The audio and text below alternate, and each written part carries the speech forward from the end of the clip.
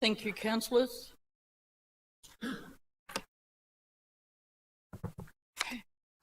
Mr. Benny, is there any apologies tonight? Single apology from Councillor Lloyd Trong. Thank you. I'd like to acknowledge the traditional owners of this land, their spirits and ancestors, and pay my respects to their elders, past, present and emerging. Item number 1.3, offering of prayer. As part of Council's commitment to recognising the cultural and spiritual diversity of our community, the prayer this evening will be offered by Venerable Theo from the Dharma Sama Buddhist Temple, Keysborough, members of the Greater Dandenong Interfaith Network. Please stand.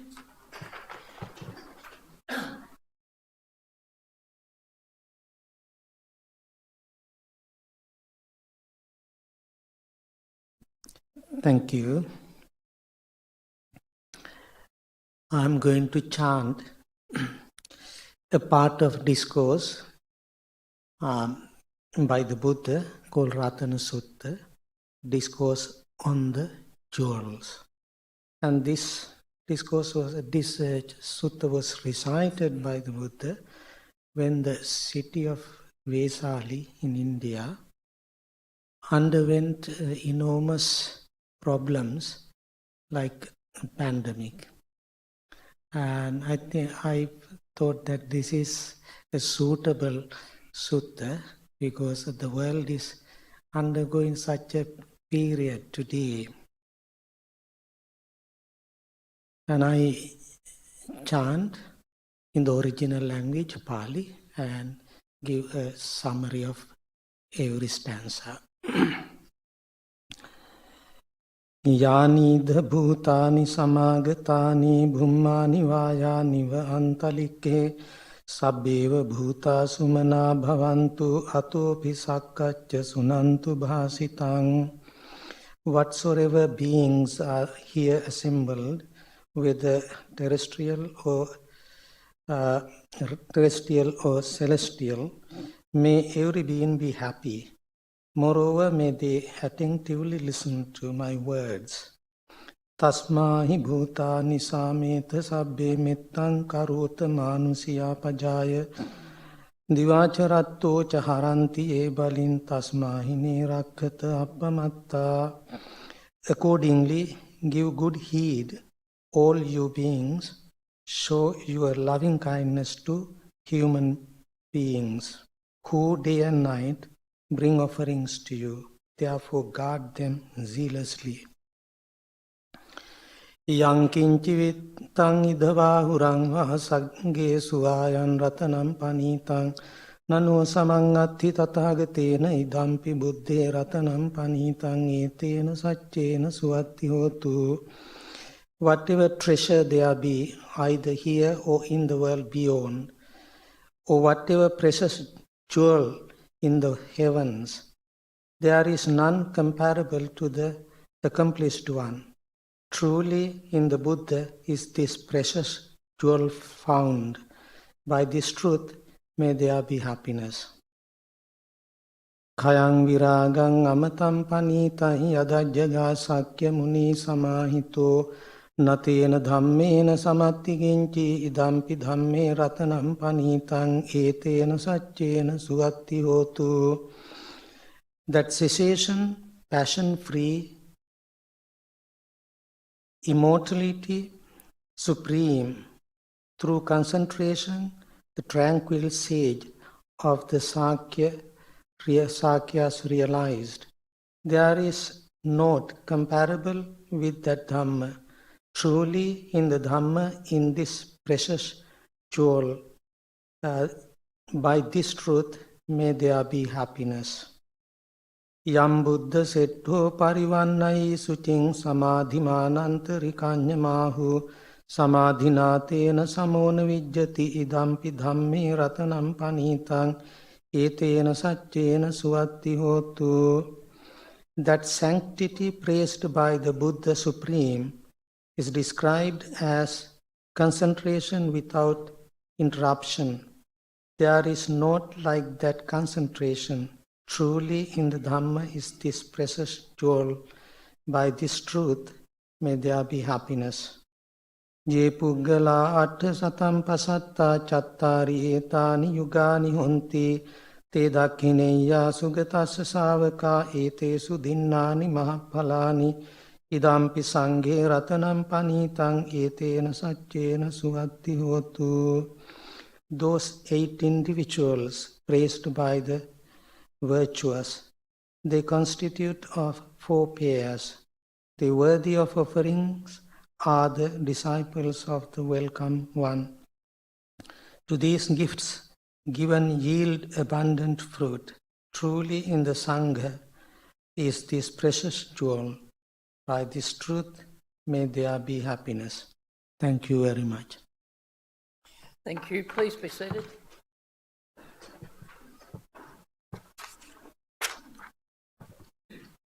Item number 1.4, confirmation of minutes of previous meeting. Ordinary meeting of Council held the 22nd of March 2021.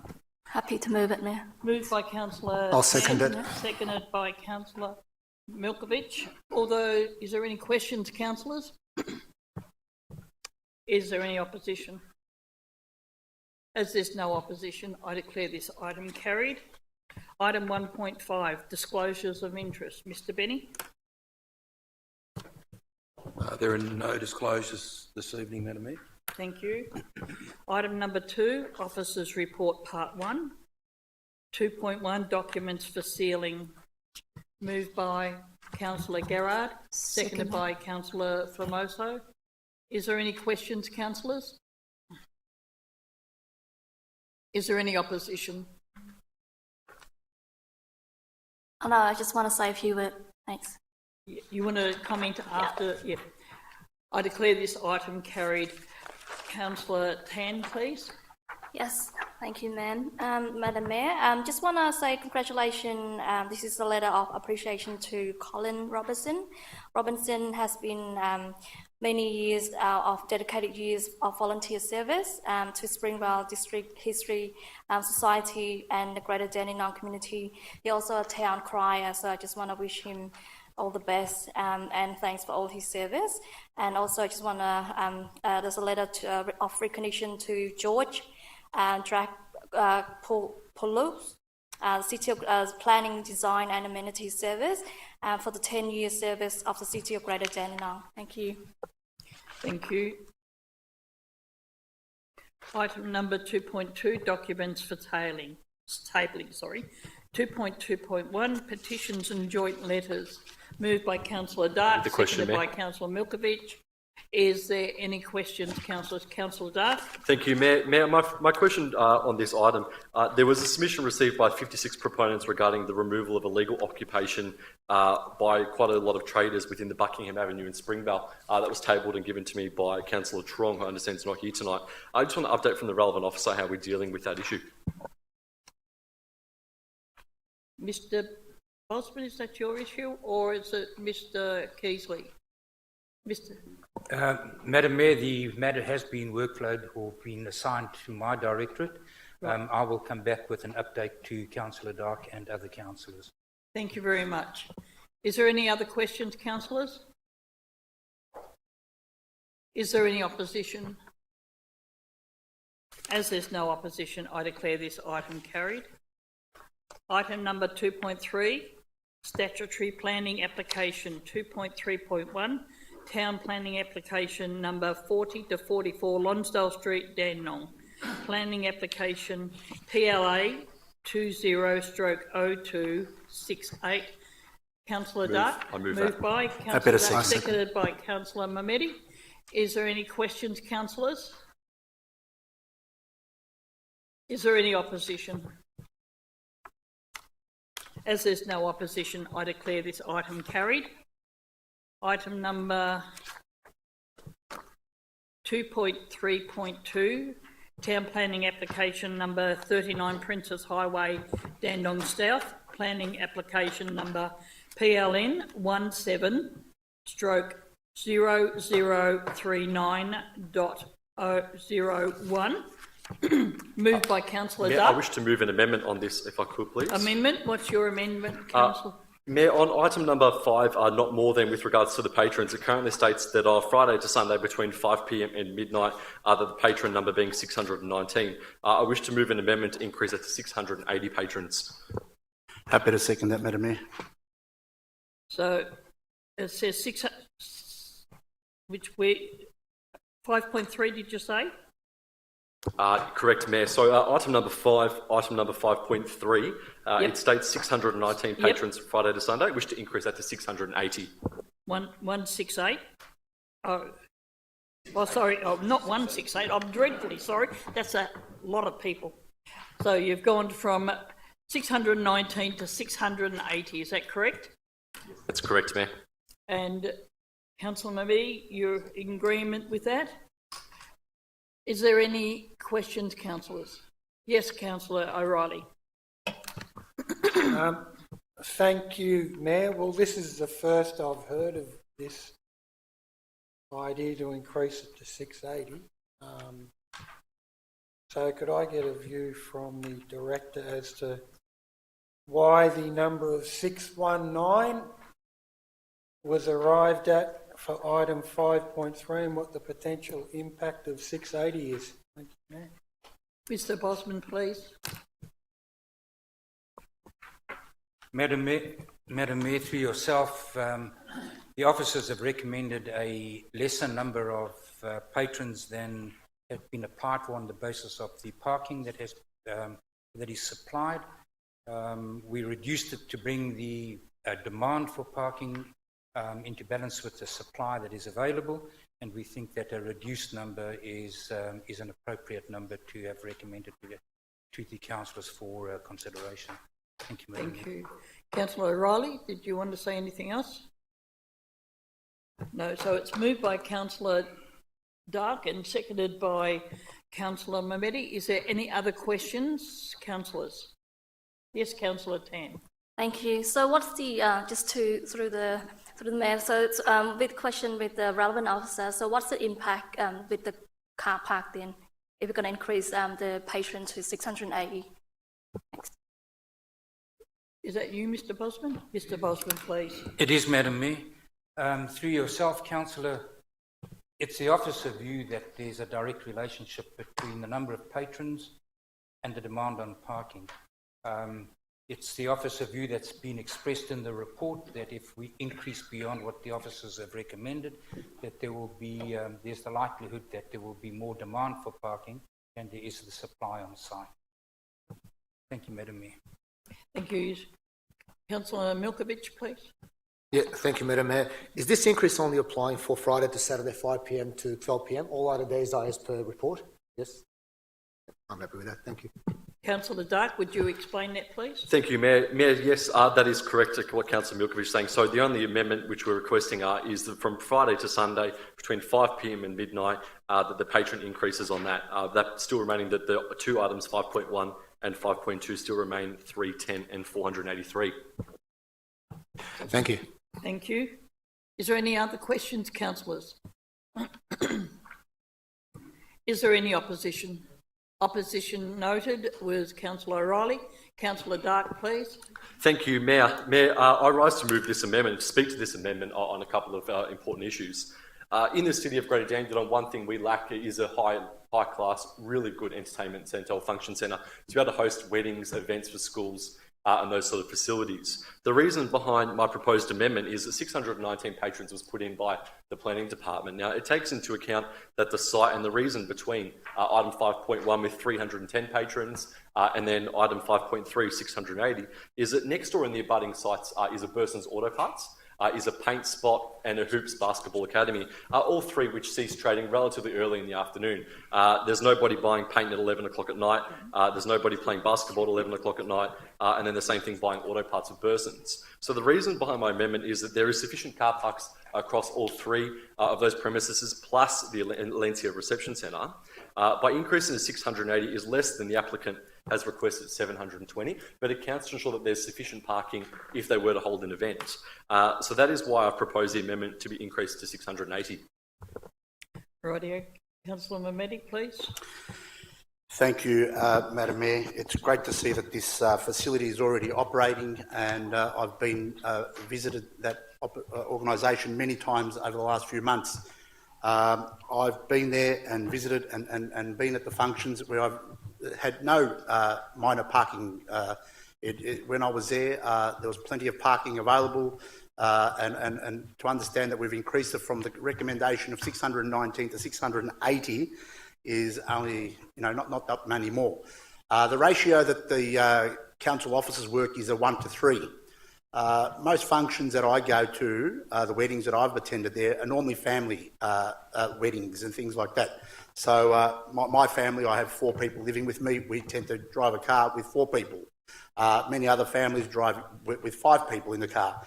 So using the ratio 1 to 3, I don't think... I think that it can actually increase the patronage to 680. The applicant has applied for 720, but with consideration, speaking to Councillor Dark and Councillor Bosman, that 680 would be suitable. And my argument is that the ratio that we use is 1 to 3. Normally when weddings are held, they're normally family events, and normally families are anywhere between 2 to 5 to 6 people. So the ratio 1 to 3, I'm just asking councils to take that into consideration, and I think the facility and the money that's been invested is of a high quality, and I'm sure that the operators of this facility wouldn't want to put anybody in danger, and they know their business, and I'm just asking councils to take that into consideration. The officers 1 to 3, but I'm saying it could be 1 to 4, 1 to 5, which will definitely have enough parking for the 680 patrons. Thank you, Councillor Mehmeti. Councillor O'Reilly in opposition.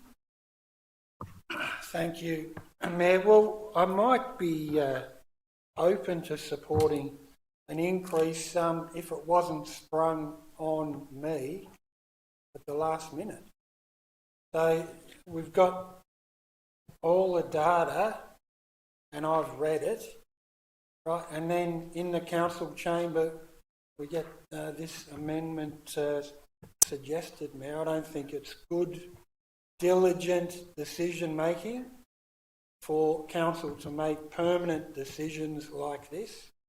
We're unsure of the impacts. I think saying that every single car that attends this venue is going to have 3 or more people in it, probably not realistic. So for that reason, I can't support this at this stage. If, again, like with these sorts of things, if you give us some notice that it's proposed before the meeting, then I'm much more likely to support it. But I just can't have it sprung on us to make it a permanent decision, and then council officers have to potentially deal with the consequences of not enough parking, complaints from nearby properties with parking and so on from here on. So that's the reason, Mayor. Thank you. Thank you, Councillor O'Reilly. Is there any other speakers for or against the amendment of this? Doesn't look like. Councillor Dark, your right of reply. Thank you, Mayor. Mayor, I don't wish to reiterate too much more. I can agree where Councillor O'Reilly is coming from. This is only something that was just discussed very late this evening, just before the council meeting, with regards to the actions in the car parks available for them. And I understand where Councillor Mehmeti is coming from.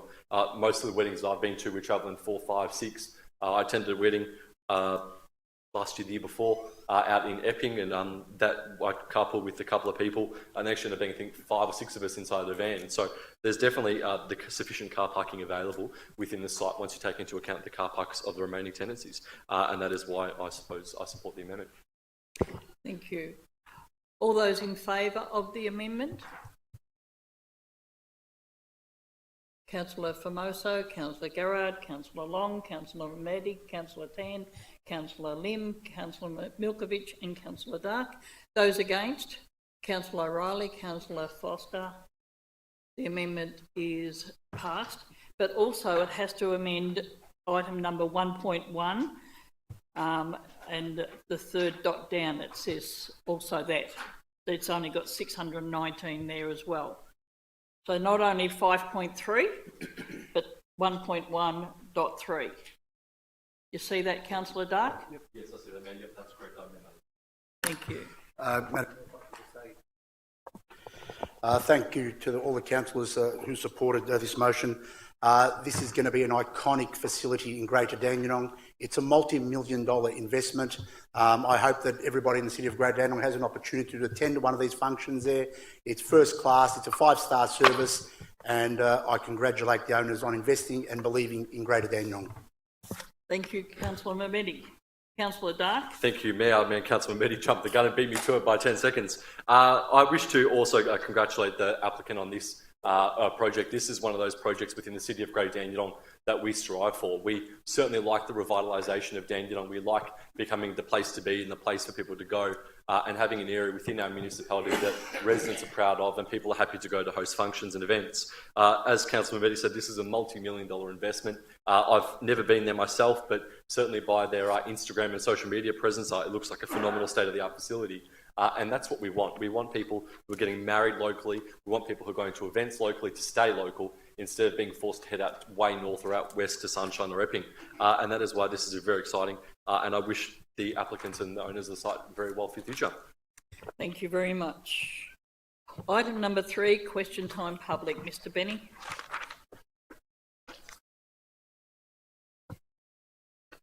Thank you, Mayor.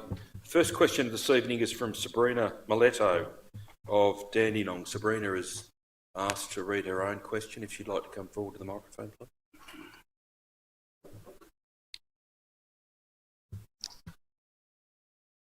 I read the... Sorry. We'll pick you up. Yeah. I read the answers that were that have been given recently to public questions about the hub, the Dandenong hub, and they are confusing. Why is there a business case being done for this hub when there was none done for the Keysborough South Community Hub? And why aren't council officers just getting on with having concept plans being drawn up and publicly consulted on by June 2021, as they are obligated to follow, as it is a live resolution voted on by council? Tilla Buden could respond, Madam Mayor. Ms. Buden, please. Thank you. Through you, Madam Mayor. Thank you, Sabrina, for your question. A business case is required for this project as there is at present no common understanding of the required size or usages for this facility. Similar significant pre-planning work for Keysborough South Community Hub was also undertaken over a number of years. Having noted this, Council is committed to progressing this project promptly and is currently engaging appropriate consultants to immediately commence work on the business plan and to provide a concept plan based on the business plan. So it's expected that a draft concept plan will be completed by July 2021, largely in keeping with the original Council resolution. Thank you. Sorry, am I able to just follow up on a question? Follow up on that? Yep.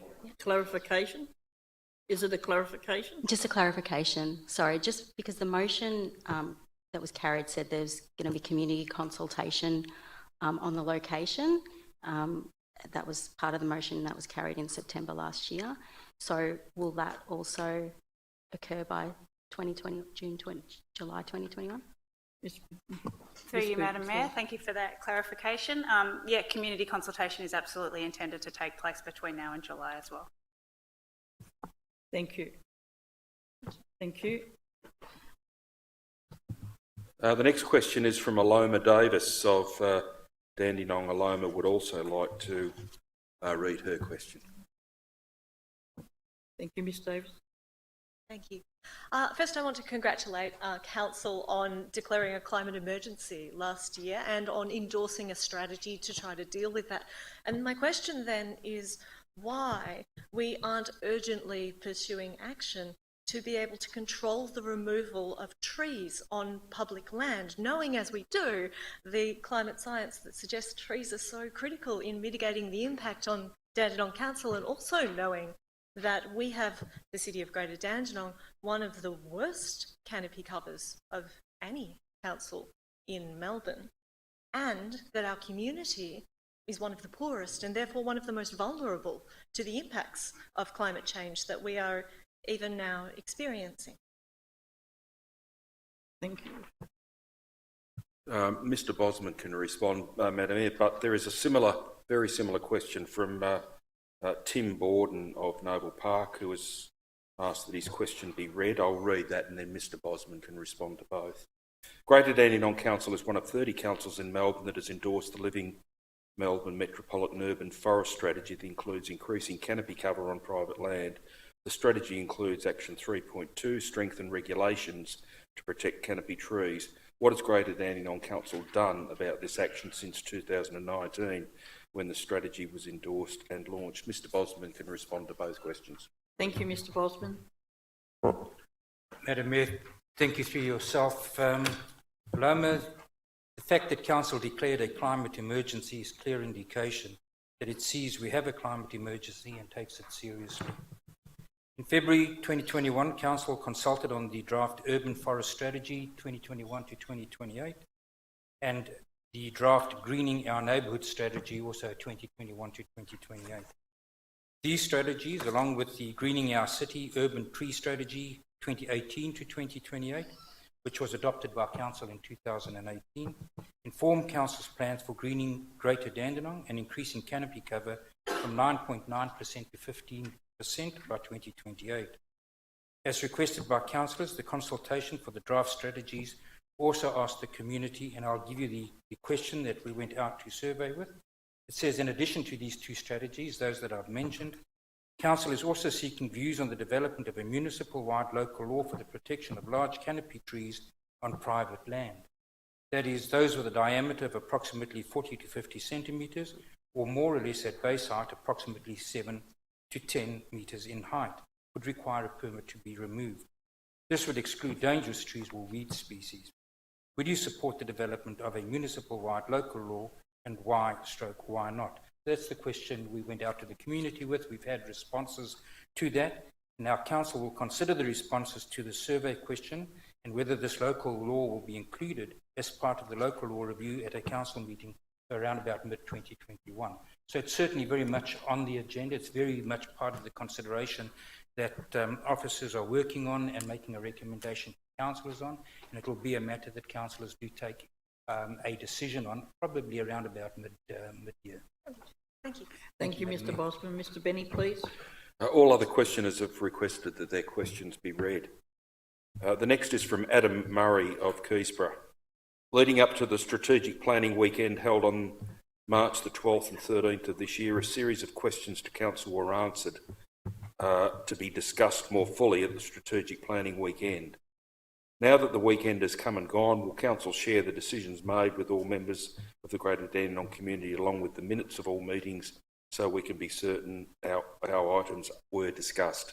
Ms Buden can respond, Madam Mayor. Ms Buden, please. Thank you, through you, Madam Mayor. So Council's committed to the Dandenong Community Hub, and we're needing the opportunity to discuss a number of key projects and priorities and the impact of COVID-19 on these projects at the Council Strategic Weekend in March. We're pleased that Council's clarified its direction and is now progressing the next phase of development for the Dandenong Community Hub. As outlined on Council's website, we've provided information and timeframes on how we are progressing the Dandenong Community Hub, and this includes the current recruitment of an eligible consultant to assist us with this project. Once the consultant's employed, we will finalise the community engagement plan and will then be providing information on dates and times for community consultation. Council's committed to providing opportunities for the community to be consulted and engage in the various stages of the project. The Mayor and relevant councillors have also expressed interest in participating in workshops with the community, I understand, and with key stakeholders and interested parties to provide information and opportunities for discussion and feedback. We look forward to seeing the Dandenong Community Hub being progressed and eventually being built and utilised by the Dandenong community. Thank you, Ms Burden. Mr Benny, please. The next question is from Andrew Pollitt of Kilcunda. Mr Pollitt proceeds to outline the details of an infringement notice that he received from Council. It's my understanding that that matter is either proceeding to the Magistrates Court or has been to the Magistrates Court, and for reasons of privacy I don't think much of the detail that's included in this should be read in a public forum at this time.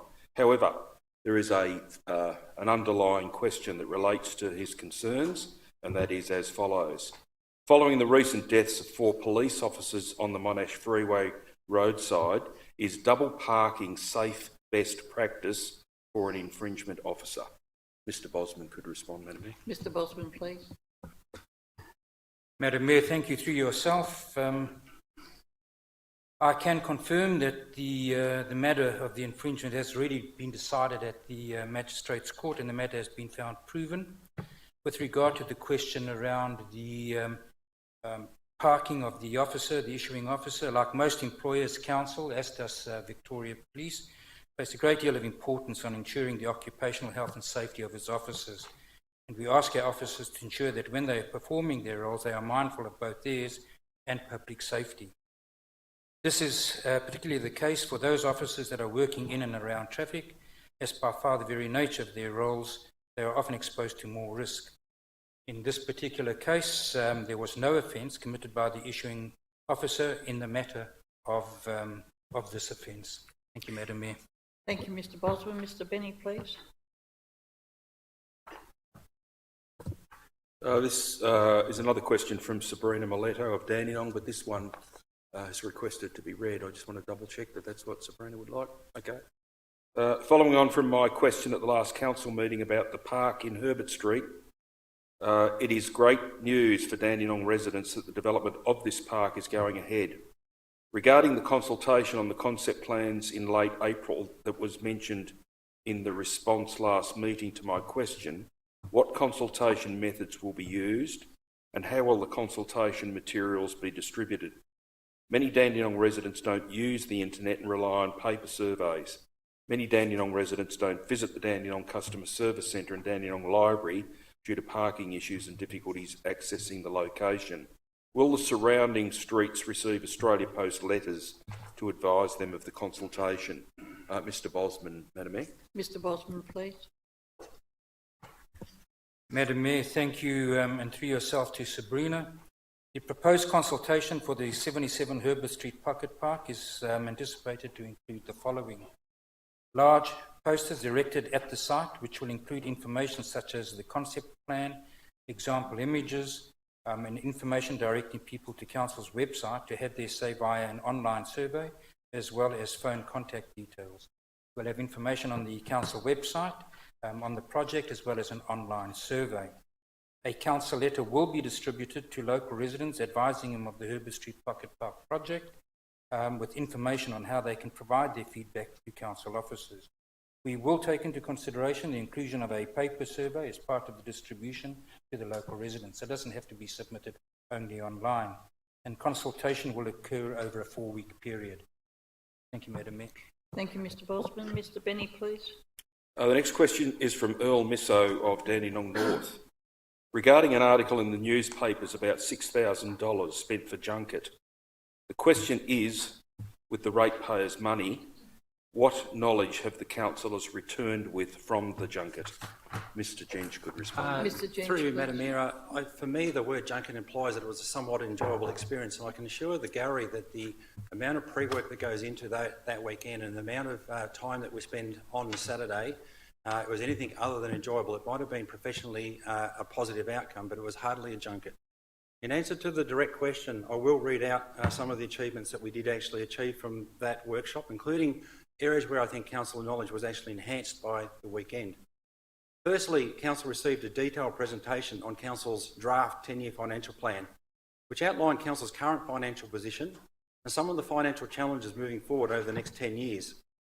The presentation had a particular focus on the amount of funds that this council has expended on major projects, particularly in delivering the Dandenong Civic Centre that we're in tonight and the Springvale Community Hub, and also the impact of the proposed future expenditures on the Keysborough South Community Hub and the Dandenong Oasis.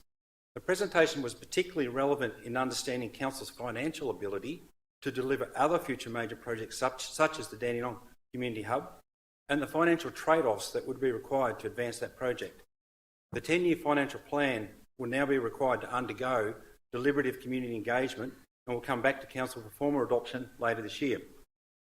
Secondly, council considered a range of options for the master plan of Mills Reserve, where the new aquatic centre will be located. With the pool and the surrounding infrastructure having a combined value of approximately $82 million, it's an area that warrants significant council discussion, and the outcomes of that strategic planning weekend did resolve a good way forward in terms of that master plan. It should also be noted that in tonight's agenda is a contract report to let a contract for the detailed design of the aquatic centre.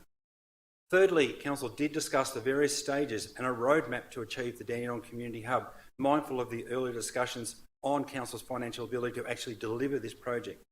Council is now progressing with the appointment of an architect to develop the scope and size of the facility required, and then to progress this to concept designs later this year. Finally, Council discussed the complexities surrounding the Dandenong South Industrial 2 zone, noting both the importance of the zone to Council, but the need to also ensure residential wellbeing is maintained. The outcomes of these discussions are largely reflected in a notice of motion that Council will be considering tonight at items 5.1. There were many more takeaways from the weekend than just simply those items, and I think it's really important to know that a very positive outcome was achieved in terms of Council knowledge, and whilst it has been variously described as a junket, from my perspective it was a very positive experience in terms of the work that was achieved. Thank you, Mr Jench. Mr Benny, please. The next question is from Matthew Kerwin of Noble Park. It has been a concern for a number of years that the Hammond Road archive is near capacity. How many months/years storage does it have left? And has the plans for an expansion/alternative long-term location yet been finalised? And if so, how far is it away from being finalised? Ms Burden, Madam Mayor. Thank you, Ms Burden. Thank you. Through you, Madam Mayor. Council officers continue to work with the historical societies to best utilise the space that's currently available at Hammond Road Archive. Longer term needs and options are being assessed and will be costed for Council to consider in a future budget. Thank you. Thanks, Ms Bird.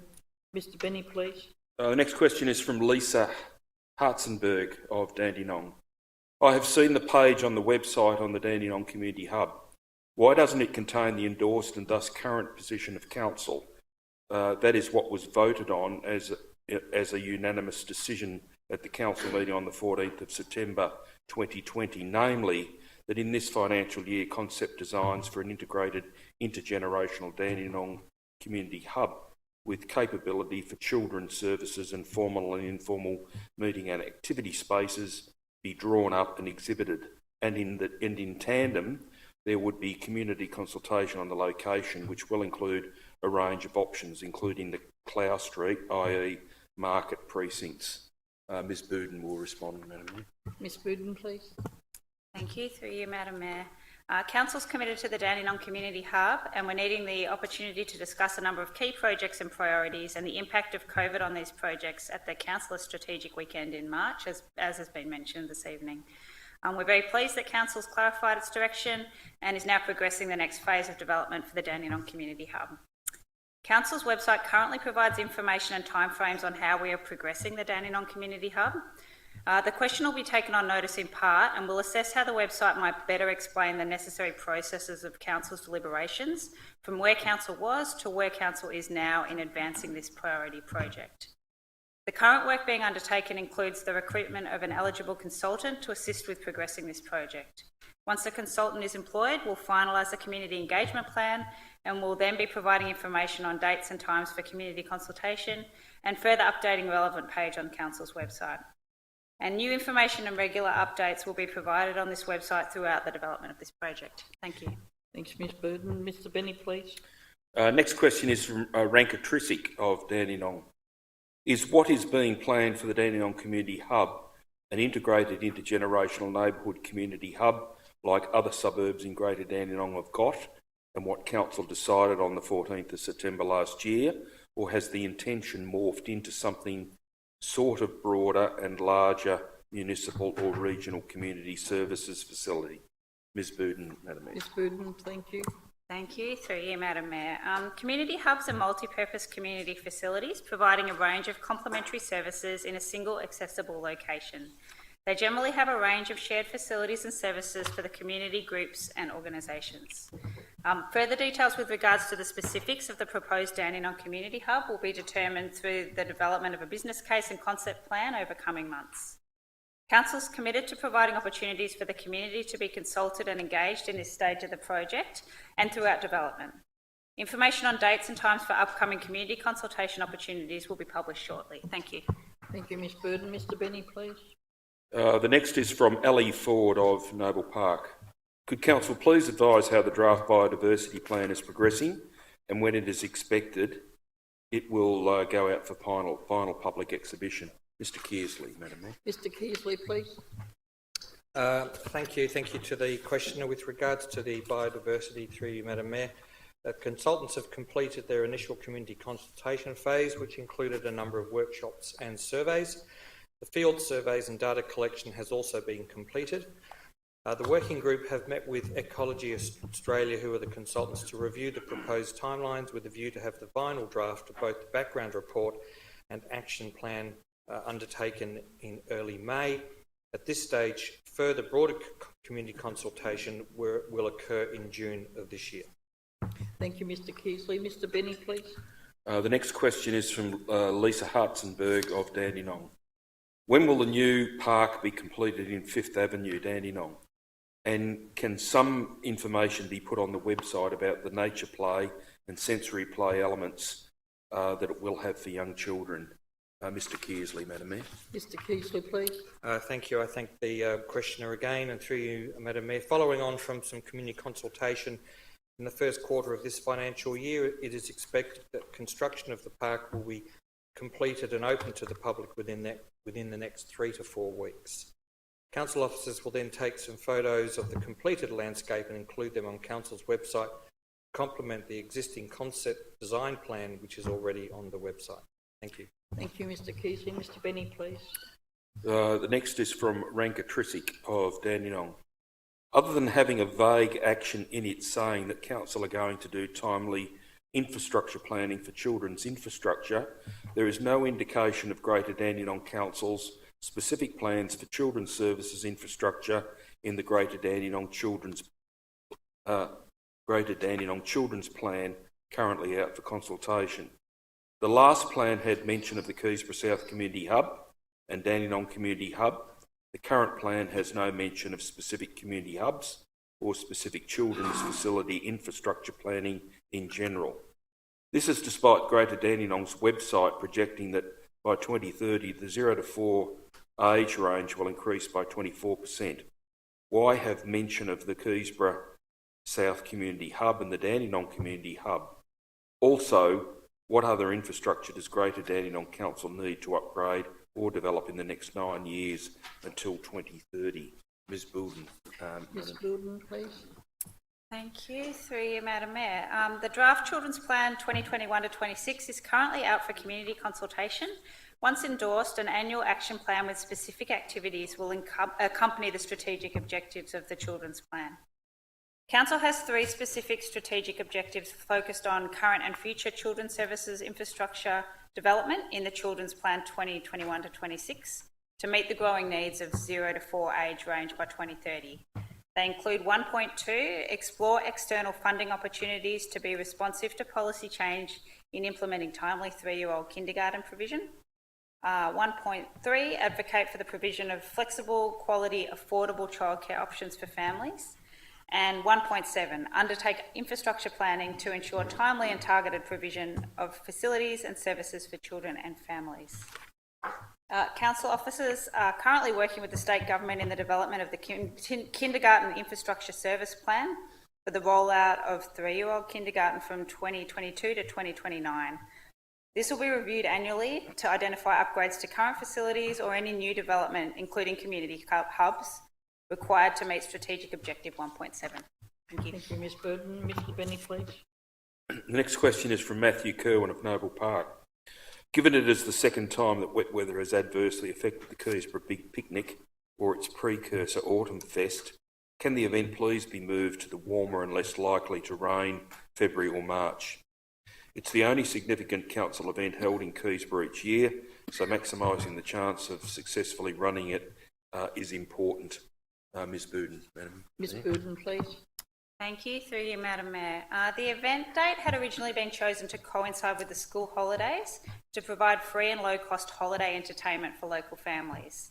It has run under various names at this location and time of year for more than 10 years, with this year being the very first time that it's been cancelled due to bad weather.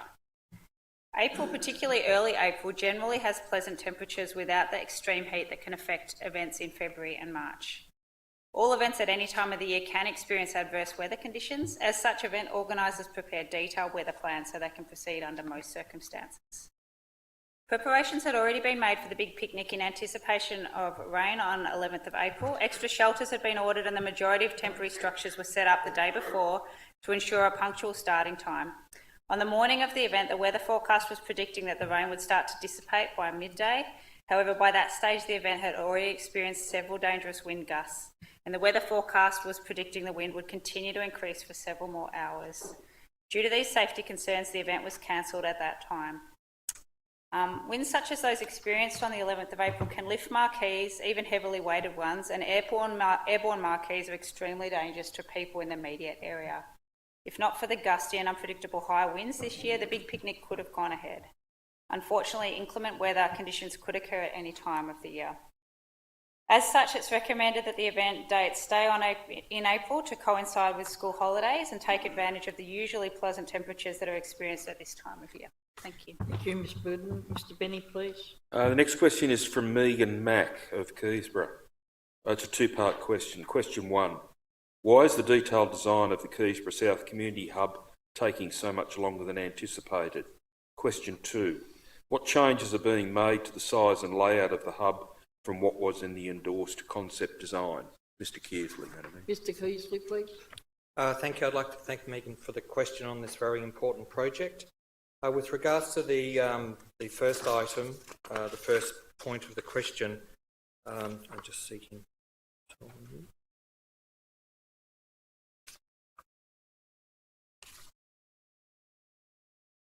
The design process has had to deal with a number of issues over the last couple of months, but the main matter that we really wanted to be considered was the appropriate and best practice model to include the proposed playground, which is part of the hub.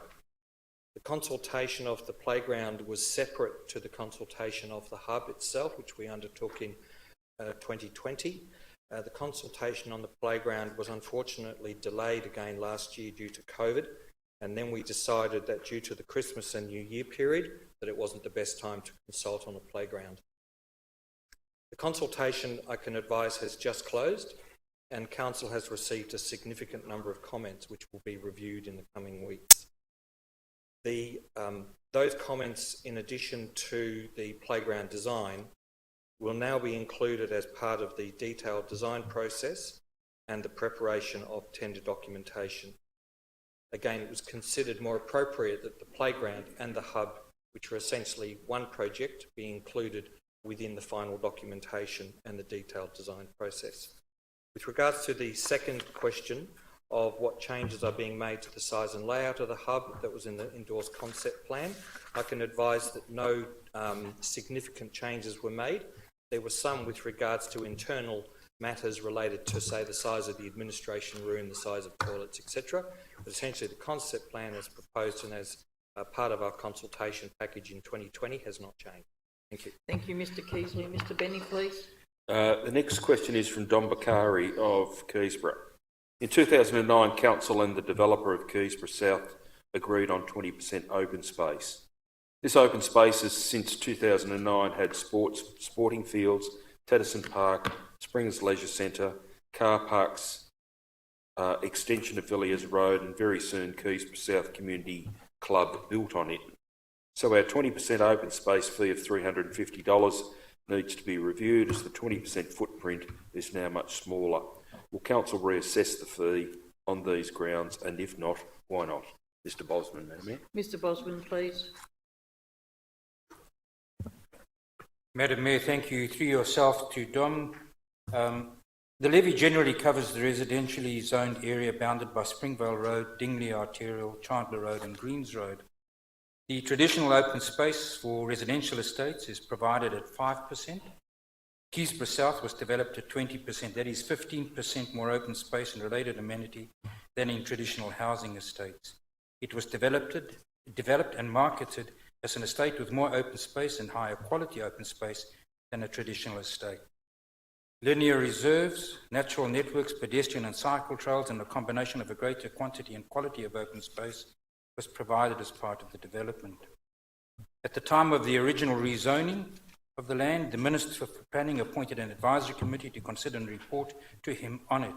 The report to the Minister shows that the advisory committee was satisfied with the 20% open space requirement, and that for the ongoing maintenance for the above what council rates above what council rates revenue would normally fund would be funded by an extra levy on the new residential properties, and made recommendations in that regard. A Section 173 agreement, or Section 173 agreements, there were more than one, were entered into as part of the rezoning of the land in 2006, which included the $350 maintenance levy to be paid to council for the additional maintenance cost above and beyond the traditional estates. Notwithstanding the provisions of the Section 173 agreement that the $350 per annum levy could be indexed, it has remained at the original figure since inception in 2006. In real terms, the levy has actually decreased in dollar terms. Over the time, the cost of delivering the required services have increased every year, and the trend to under-recover will continue. On the basis of the above, there is no intention to consider a reduction in the $350 Keysborough South Open Space levy. Thank you, Madam Mayor. Thank you, Mr Bosman. Mr Benny, please. Next question is also from Don Bakari of Keysborough. Why does Council consider alcohol needs to be served prior to Council public meetings and other similar meetings with dinner before all Council representatives enter the chamber? Why should ratepayers pay for alcohol, and as duty of care, knowing we are funding this practice in the workplace, we the ratepayers feel this practice must be stopped immediately? In response, Madam Mayor, I can advise that Council's current catering and civic support policy provides for the provision of the serving of alcohol at dinners prior to Council meetings. It should be noted that the provision is quite minimal in terms of both quantity and cost, and any consumption of alcohol is conducted responsibly. The next is also from Don Bakari of Keysborough. As we have councillors currently and possibly in the future in the real estate industry, should these councillors express their expression of interest and be asked to leave the chamber, as they may financially benefit on the sale of land or homes? Mr Jench, Madam Mayor. Through Madam Mayor, we currently have a circumstance where each of our councillors that do have an interest in the real estate industry already do declare a conflict of interest in any matter that they have a personal interest in, or where their firm has an interest in as well. So that has currently occurred and will continue to occur in the future. Thank you, Mr Jench. Mr Benny, please. The next question is from Emily Sloan of Noble Park. I've participated in the recent public consultation regarding regulation of large trees on private land, recognising the significant environmental benefits that regulation would bring, realised by other council areas that already have this type of regulation. Can you tell me at what council meeting will the council be deciding on whether we will have a local law regulating the removal of large trees on private land, and what is the process and timeframe for councillor consideration for making that decision? Mr Bosman, Madam. Mr Bosman, please. Madam Mayor, thank you through yourself to Emily Sloan. This is not unlike a couple of questions we've had earlier this evening with regard to trees on private land. So just to advise again that Council will consider the regulation of large trees on private land, and as part of the response to a recent survey on that, and whether this will be included as part of a local law. And as I indicated earlier as well, this will likely serve before Council in around about mid-year 2021. Thank you, Madam Mayor. Thank you, Mr Bosman. Mr Benny, please. The next question is from Gay Guest of Keysborough.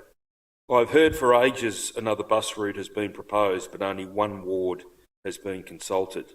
When the 709 bus route was proposed, it was a collaborative discussion with the local MP, PTV staff, several councillors and residents, all in attendance at a designated location, not several people from one ward deciding what is happening. A recent search showed a route from Monash Uni to Dandenong South. If this is the new route being discussed, when will there be a community information session that includes all interested parties? Our original bus routes have never been tweaked, and 40 minutes to 1 hour timetables are no longer servicing our municipality adequately. When 709 route was introduced, it was on a 30-minute rotation, which is still not adequate. If a new bus route is to be introduced, it needs to service the community along Corrigan Road, from Athol Road to the highway, in particular with better connectivity with existing services, so wait times are reduced to a more enviable 15 to 20 minutes, and make sure that any black holes are covered with public transport. When will this meeting take place and who will facilitate it? With winter coming on, it needs to be a suitable time, e.g. daytime, so the most vulnerable can attend. These are the people who rely on it most. Mr Kearsley, Madam Mayor. Mr Kearsley, please.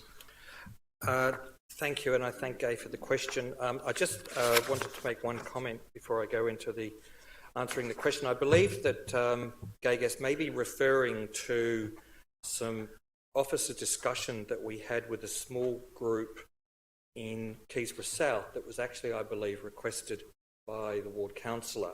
And it wasn't necessarily consultation, it was more or less a discussion bringing forward the idea of the new bus route 816, and it wasn't any form of consultation.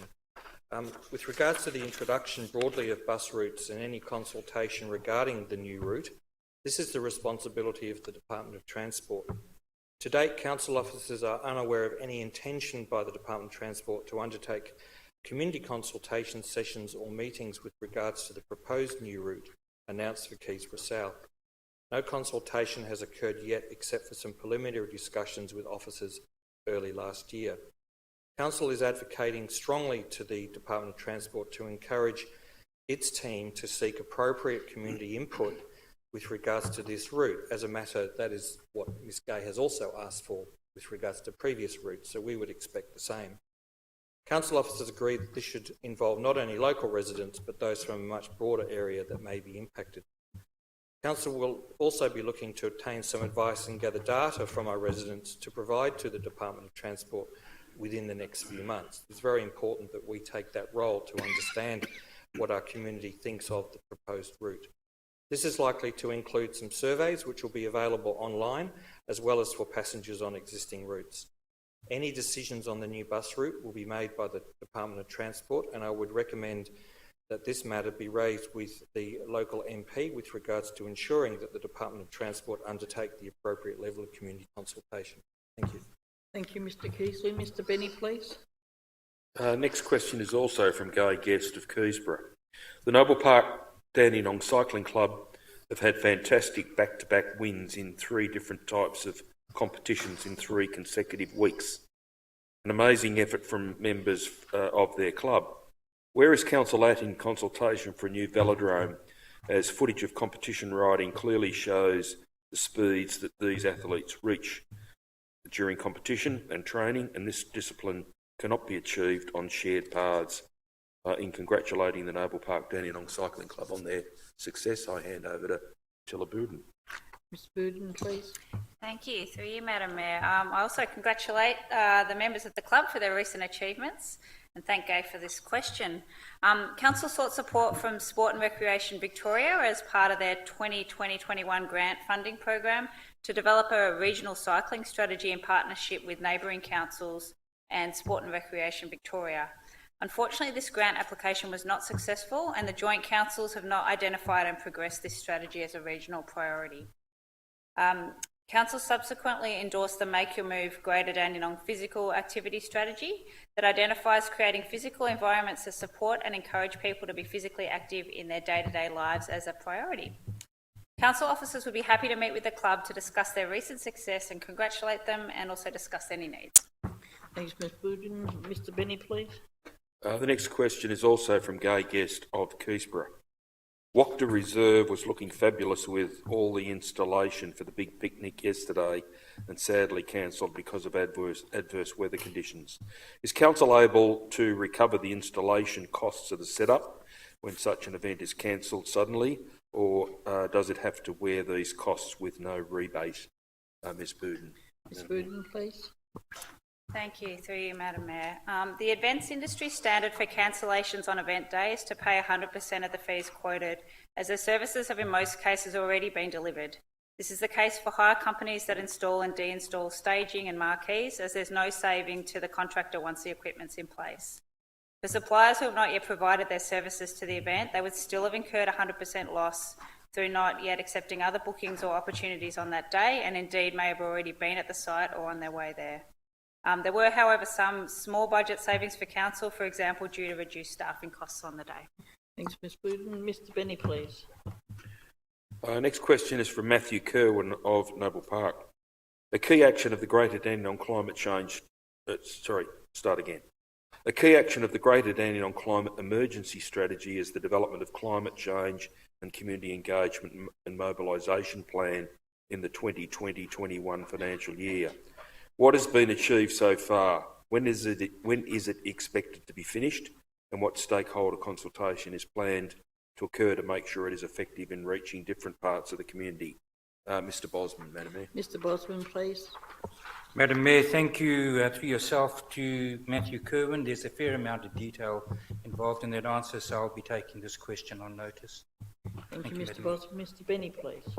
The final question this evening is from Heather Lewis of Keysborough. Now that the Drum Theatre is up and running, when is the Greater Dandenong Shortcuts Film Festival going to return? Predictably, Ms Booten. Thank you. Thank you. Through you, Madam Mayor. Due to the impact of COVID-19 restrictions, the traditional shortcuts format was unable to run this year, unfortunately. Alternatively, Council has been and will continue to promote digital content online, including works from local artists, filmmakers and previous shortcut entries, subject to copyright and legal requirements. Planning for the future film festival in 21-22 financial year will be considered later in this year, looking towards a potentially less volatile COVID-19 impacted environment in 2022. Thank you. Thank you, Ms Burden. Item number 4, Officers' Report Part 2, 4.1 Contracts, 4.1.1 Contract number 2021-41 RFT, Provision of Design and Consultation Services for the City of Greater Dandenong, Dandenong Aquatic and Wellbeing Centre. I move, Mayor. Moved Happy by to second, Councillor Madam Mayor. Dark, seconded by Councillor Mamedi. Is there any questions, councillors? Is there any opposition? As there's no opposition, I declare this item carried. Councillor Dark. Thank you, Mayor. May I wish to rise to speak to this item on the agenda. For those that do not know and those in the gallery, this is the provision for the consultancy and design works for the Dandenong Aquatic and Wellbeing Centre, or DORC as it's known. This is a very, very exciting project in this municipality. One of the good things about being in the city of Great Dandenong is we deliver state-of-the-art facilities. We've had the Springvale Library being built, we've commenced work on the Danielon Community Hub, and we do have the Dandenong Aquatic and Wellbeing Centre. It's always a good sign to know that we are on the right path when it goes up to tender to see who we get. And we have 15 highly acclaimed architectural firms submit EOIs wanting to be part of the process. If this was going to be a bad project or a project that was going to be insignificant, often you get 1 or 2, and you see that with some of the pavilions we have in this municipality. But to have 15 of some of the best architectural firms in the state tendering for this project is a sign of how good this is going to be. There's been a lot of media coverage recently with regards to the Doveton Pool, and the City of Casey is trying to deal with that at the moment, and you see all the issues coming out with that. To know that this council is united in ensuring that we do have the best facilities is a really good thing to see, and I look forward to seeing the first concepts come into life. Thank you very much. Madam Mayor. Councillor Mamedi. Thank you, Madam Mayor. This is fantastic news for residents of the City of Greater Dandenong. This is going to be one of the state-of-the-art facilities, an aquatic centre right here in central Dandenong. At the moment, we've got a facility that's ageing and needs to be replaced. This is going to be an over $60 million investment, and this is just the start. I look forward to working and progressively working with these architects and the community delivering a state-of-the-art complex. So thank you to the councillors for starting an initiative that's been planned for the last couple of years, but this council has taken on board and are thoroughly behind this project. Thank you. Thank you. Item number 4.2, Policy and Strategy. 4.2.1, Councillor Gift Policy. Moved by Councillor O'Reilly, seconded by Councillor Tan. Is there any questions, councillors? Is there any opposition? As there's no opposition, I declare this item carried. Item number 4.3, other. 4.3.1, draft minutes of the Positive Ageing Advisory Committee meeting held on the 11th of February 2021. Moved by Councillor Lim, seconded by Councillor Formoso. Is there any questions, councillors? Is there any opposition? As there's no opposition, I declare this item carried. Item number 4.3.2, draft minutes of the Springvale Community Hub Committee meeting held on the 23rd of February 2021. Moved by Councillor Lim, seconded by Councillor O'Reilly. Is there any questions, councillors? Is there a question, Councillor O'Reilly? A question to the relevant officer.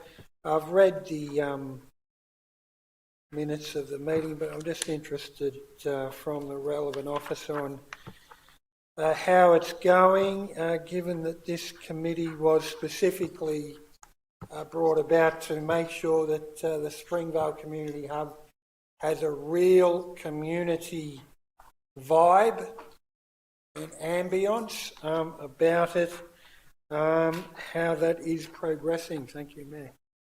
Thank you. Councillor, Ms Burden, please. Thank you. Thanks for that question. Thank you through you, Madam Mayor.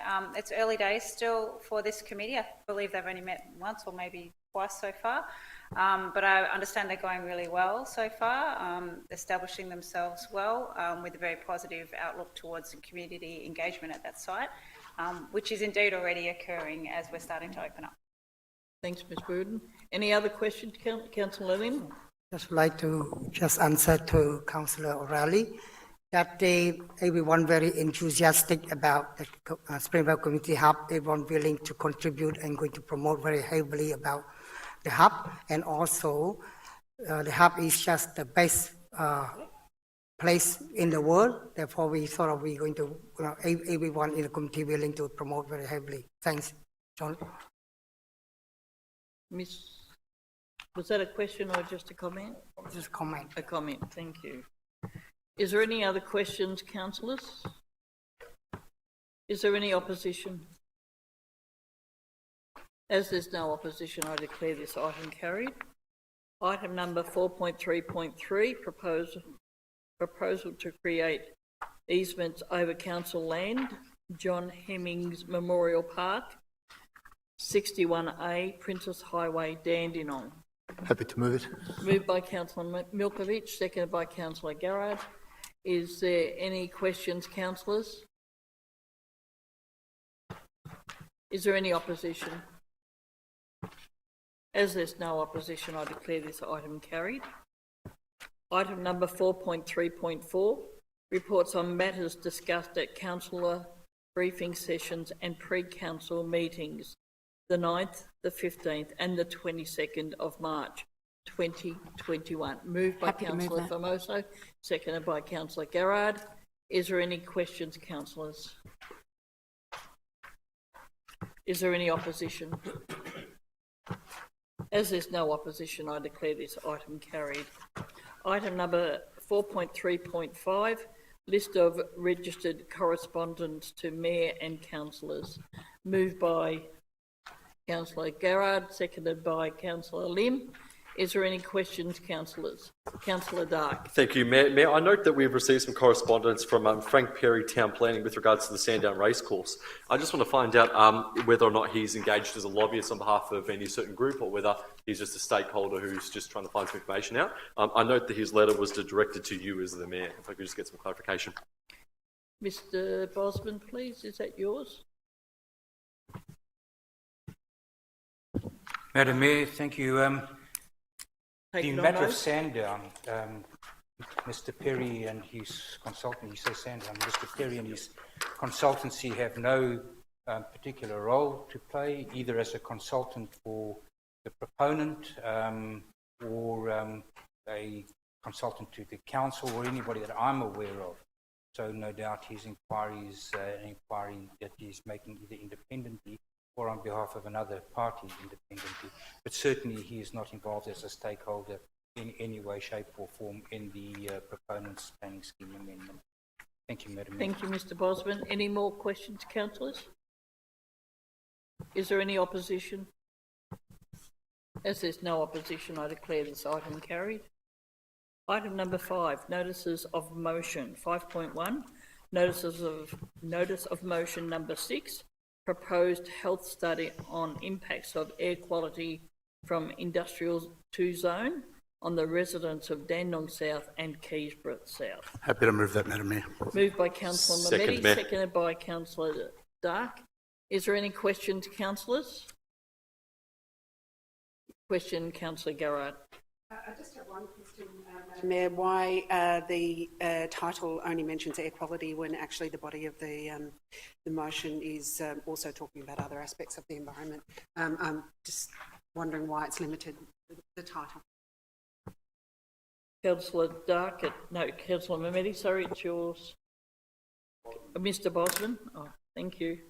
Sorry, Madam Mayor, through yourself. I know it's Councillor Mehmeti's notice of motion, but I did have discussions with Councillor Mehmeti in helping frame the actual wording. The water quality emission is mentioned within the notice of motion, Councillor Garrard, under 1. Just the title. Oh, the title, sorry, okay. The title can be amended, I'm sure, with the essence that the... An amendment. Put amendment. We'll change it. Yeah. So, Councillor Mehmeti, are you happy to actually have that amended to reflect that? And the seconder was Councillor Dark, wasn't it? Councillor Dark, sorry, are you happy with the amendment? Yes, Mayor, the amendment's fine. Thank you. Well, we'll deal with that procedurally. Right.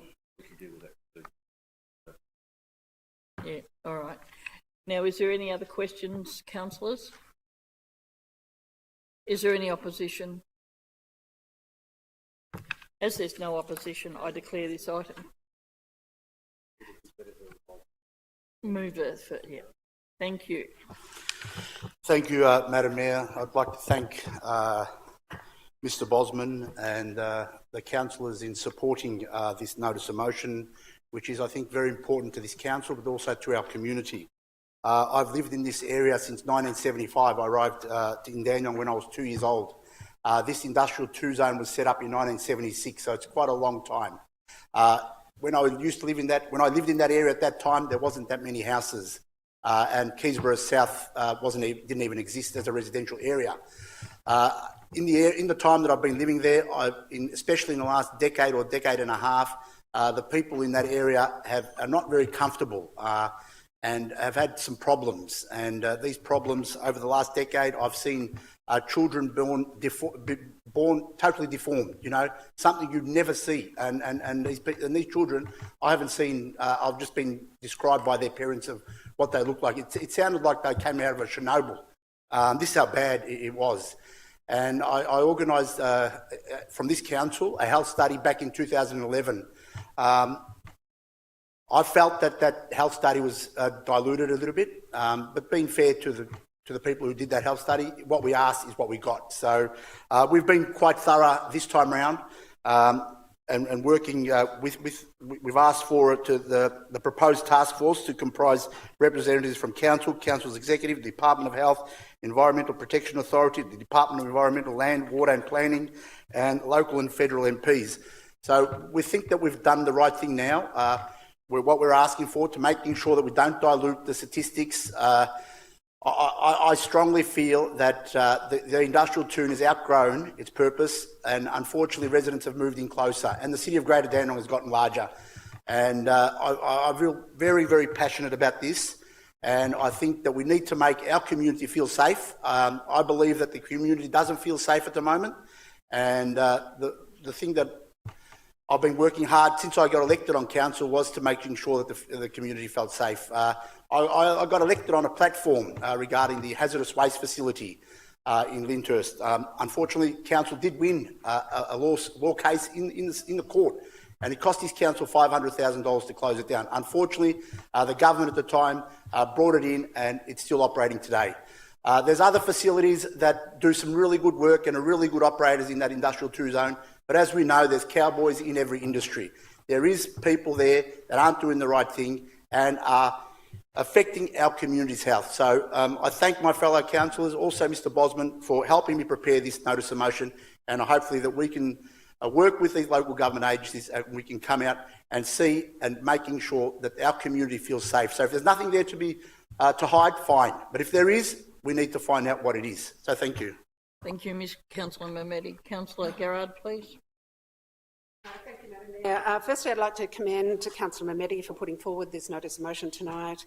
The residents in my ward in Keysborough South are understandably very concerned about the health consequences of living close to an industrial zone.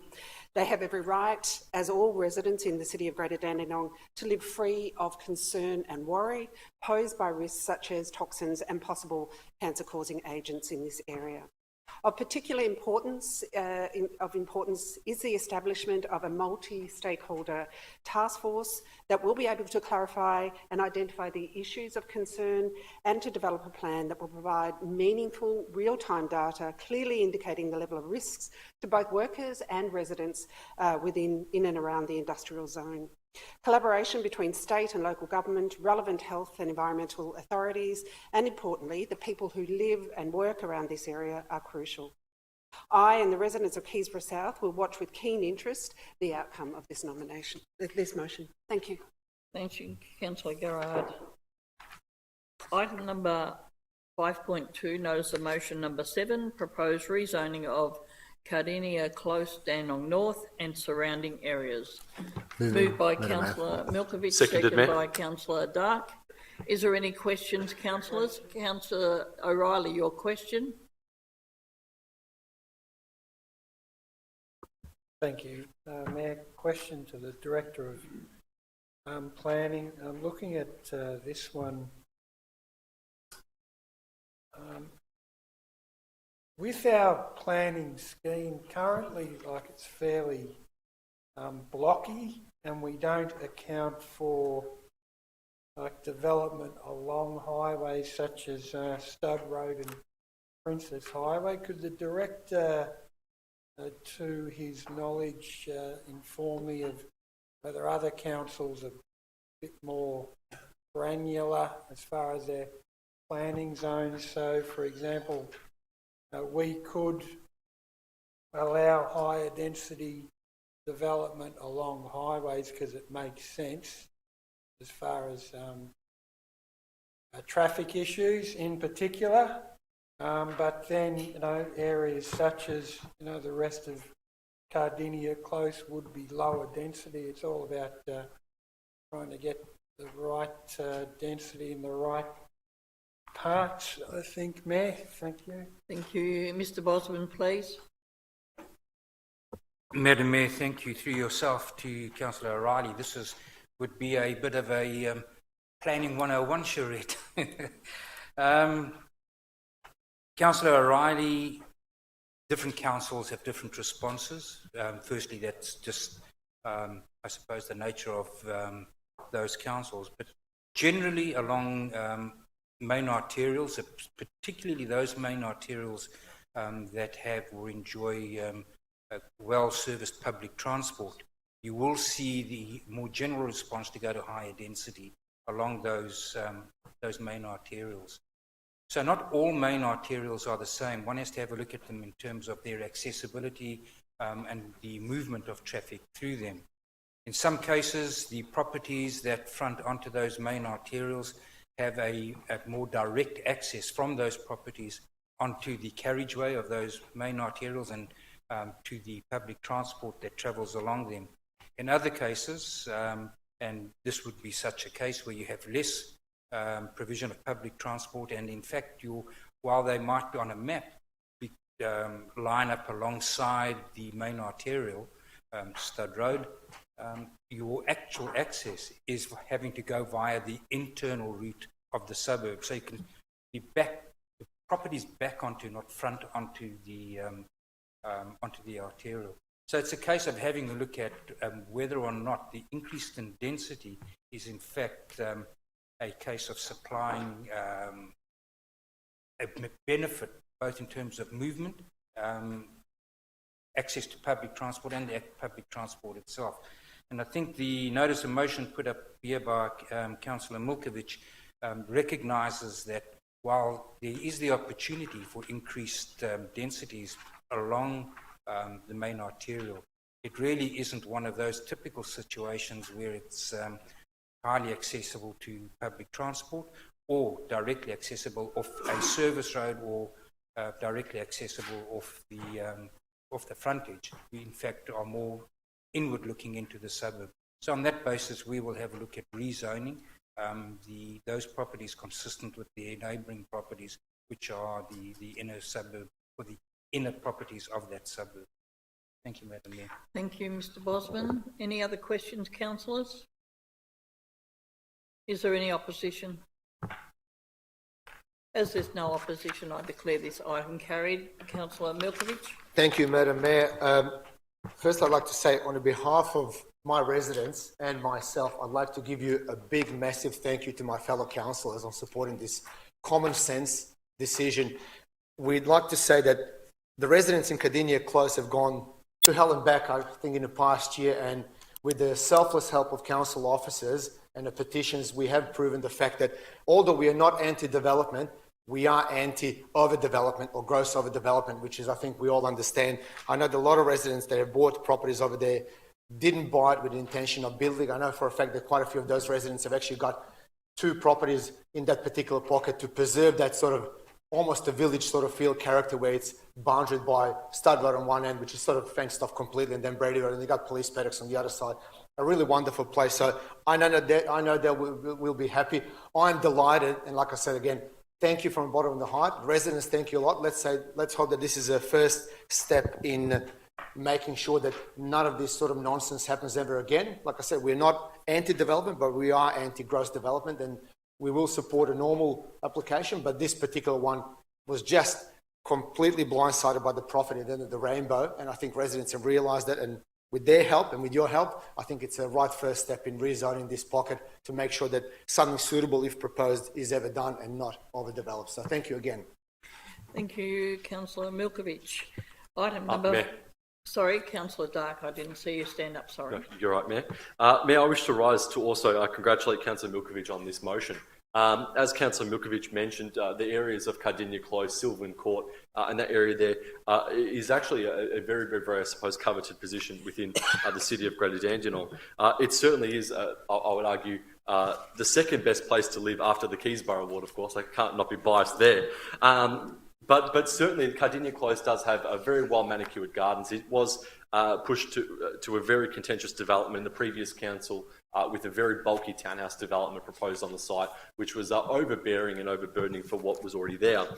The residents were very active, and you can see tonight by those who are sitting around this chamber that a lot of them have turned out tonight into the gallery to raise their concerns, and councillors should have received emails and calls. This is a very, very, very important thing for the residents of Cardinia Close and Sylvan Court. There is actually, there's actually no townhouse, or certainly no townhouse development that I'm aware of within that area. They're all whole blocks, whole homes, and it's an area where, as we see those areas sort of gentrify and become well preserved, it actually becomes quite an area of demand.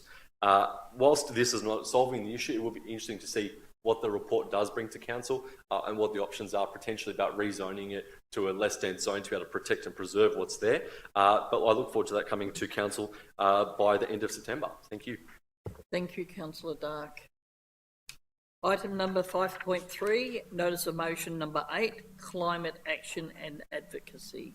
Councillor Garrard, please. Thank you, Madam Mayor.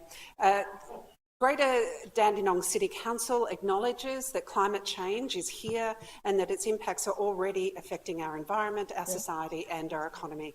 Sorry, Councillor, you could just move it and move with your amendment. Yeah. Yeah. Yep. All right. I wish to move it, yeah. And also, I wish to modify the... That's right. Sorry, and not move, after consultation with councillors, not move 2 and 3. So I'll Will move you say that you're moving, A and B. sorry, you're moving 1 A and B. 1 A and B. Yeah. And this, not 2 and 3. Yeah. That's right. I've got Councillor Garrard moves that we moving item number 1, A and B. Have I got a seconder for it, please? Councillor Foster. Is there any questions, councillors? Yes, Councillor Dark. Thank you, Mayor. May I have a question for the relevant director? I note that it says consistent with 9.2C of the Local Government Act, refers to consideration and incorporation into the council plan. A, actions on the current future climate risks, and B, actions that the council and other levels of government must take to provide protection, as what has just been mentioned. I just want to find out from the relevant officer, I'm aware that we already have multiple plans in place. Is this potentially doubling up on what we've already got in place and just adding additional scope of work than what we've already got? Because I am aware that the previous council has declared a climate emergency in the past. Right. Councillor Garrard, did you want to say something? Thank Councillor Dark for his question. If you read the detail of the notice of motion, it is for the incorporation into the council plan. The council plan is the key plan that the council works to, so it is bringing together, because of the level of importance of this issue and its impact on this environment, on the City of Greater Dandenong, it is critical that it is incorporated in the council plan and that it is incorporated into the two-stage process where it will be integrated with the other actions within the plan. So it is not a restating of other actions in other strategies, but it is integration within the council plan. All right, Councillor Dark. Thank you, Mayor. Thank you, Councillor Garrett, for clarifying that. But my question was to the director whose portfolio this falls on. If I could just get them to just make some comments on that as well, please. Mr. Bosman, please. Madam Mayor, I noticed that while I'm the responsible officer, I actually didn't have a hand in drafting this, so it's a bit difficult for me to answer the question with any great certainty. But yes, certainly we do have many climate, as you've mentioned, Councillor, we do have many climate change and environmental strategies that have been approved by Council. We've got numerous, and they've been backed up by numerous action and implementation plans.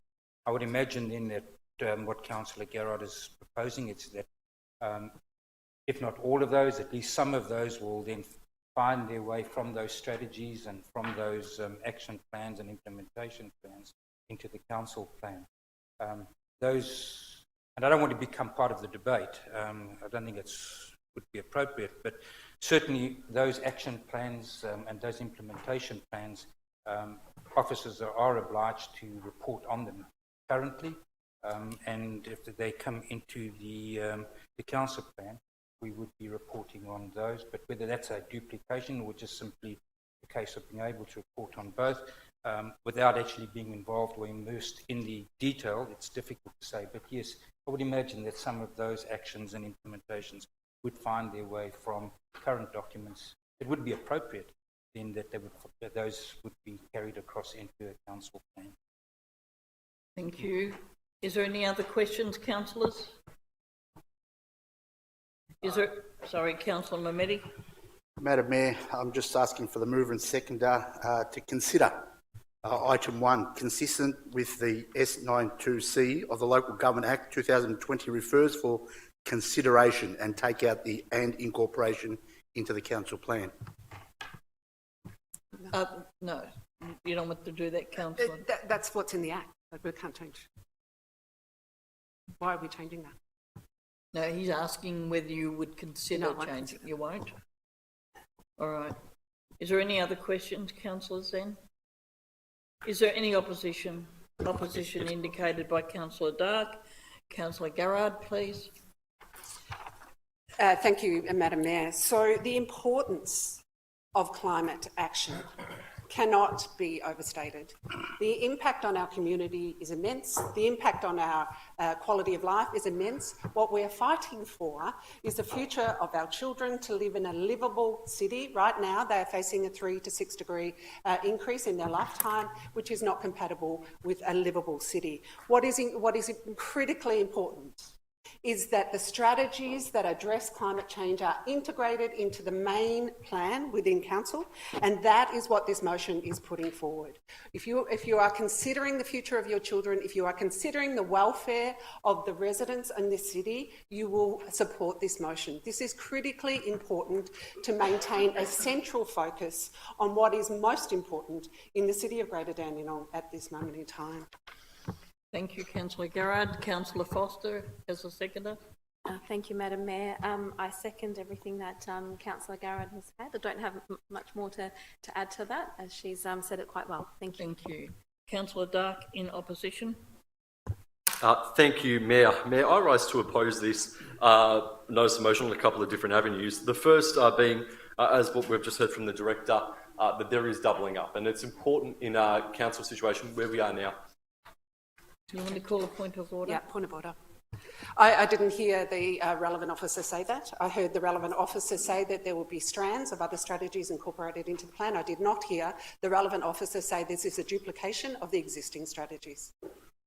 Thank you, Councillor Garrard. Councillor Dark, if you would refrain from saying it's a doubling up, please. No problems, Mayor. Mayor, and this is an issue that seems to be prevalent within this council. The previous council has declared a climate emergency. It was voted on, it was carried by the majority of the councillors within this chamber, and that is a policy we have in place. And that is something which is reported on every year. We receive multiple strategies. It frequently comes up in every single item we have on a tender. It must be evaluated against. Councillor Garrett, from what always seems to be the case ever since the November elections, what we've seen seems to be categorically almost every single council meeting notices of motions affiliated heavily with the Greens, and I understand that Councillor Garrett is endorsed. No, objection. Sorry, Councillor.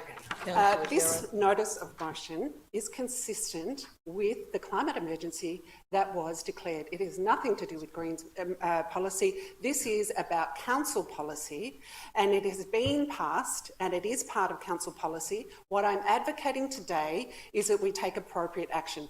Policy without appropriate action is pointless and meaningless. What I'm proposing today is out of my concern for my children and for any children you may have one day, and for the children and the grandchildren and the families of any councillor here. And we need to act quickly. Councillor Garrard, sorry, you're into a debate there.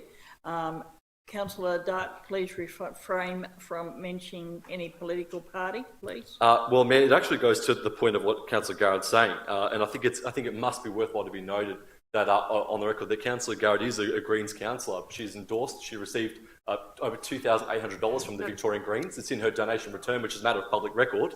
But I think it's worthwhile noting that Point of order. Point of order, Councillor O'Reilly. I think under the meeting procedure, councillors are supposed to address the merits of the argument and keep all points relevant. I don't believe that's occurring at the moment. Thank you. Councillor Dark, please stick to the argument on your objection, not bring up other irrelevant things. Thank you, Mayor. This goes to the item I think we all must address. This is consistently coming up from Councillor Garrett. We've had multiple motions to do with the items to do with disposing of nuclear weapons, of being against them, climate change, climate emergency. Councillor Dark, we're only discussing this one I'm just at the getting to that now, moment. Mayor. So whilst we go in those sort of things, I don't know what Councillor Garrett's saying in terms of incredibly hot weather. If you've seen this weekend gone, it was hailing 3 or 4 times within the Keysborough ward. We've seen... Please, just stick to the... I'm getting to that, Mayor. Well, this is a part of the debate, Mayor. How long are you going to get there too? Well, Mayor, this is a part of the item is to do with climate action and advocacy in the municipality. I think it's worthwhile noting that what I'm talking about is to do with the climate. And look, I think this is certainly something that keeps coming up time and time again. We're seeing it over and over again. You head outside, you see that we had, as I said, a very, very cold weekend, and it hailed multiple times. This is typical pandering that we're seeing across all of Victoria, across all of municipalities, by certain groups who are active in creating issues. What this municipality should be focused on is jobs, is on the economy, and on keeping the cost of living low for our residents. I seldom have I ever heard residents come up to me saying, the biggest issue affecting me is climate emergency and climate action within the municipality. And I've seldom seen that, and that is why I'm opposed to this motion. All right, you're opposed. Thank you. No, we've got to ask, you're not in here. I'm asking for anyone, other speakers for or against. No, you have a right of reply. So, yes, Councillor O'Reilly.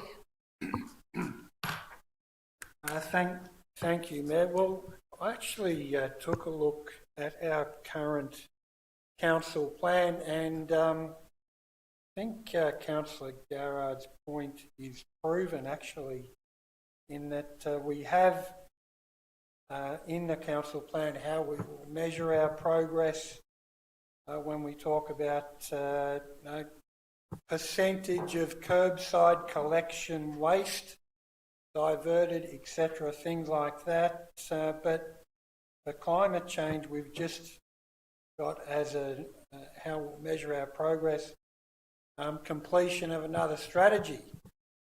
So it's not unreasonable for this council to have some actual actions and how we will measure those actions rather than just producing reports on and strategies on pieces of paper. Mayor, I think that's entirely reasonable. I think given that the will of council has been expressed previously, in that we believe that climate change is extremely important, and we have expressed as a council that we believe that there is a climate change emergency. I think as councillors and as a council, we should be treating it seriously, and we shouldn't have councillors standing up and effectively saying that we can just deal with climate change by turning up the air conditioner.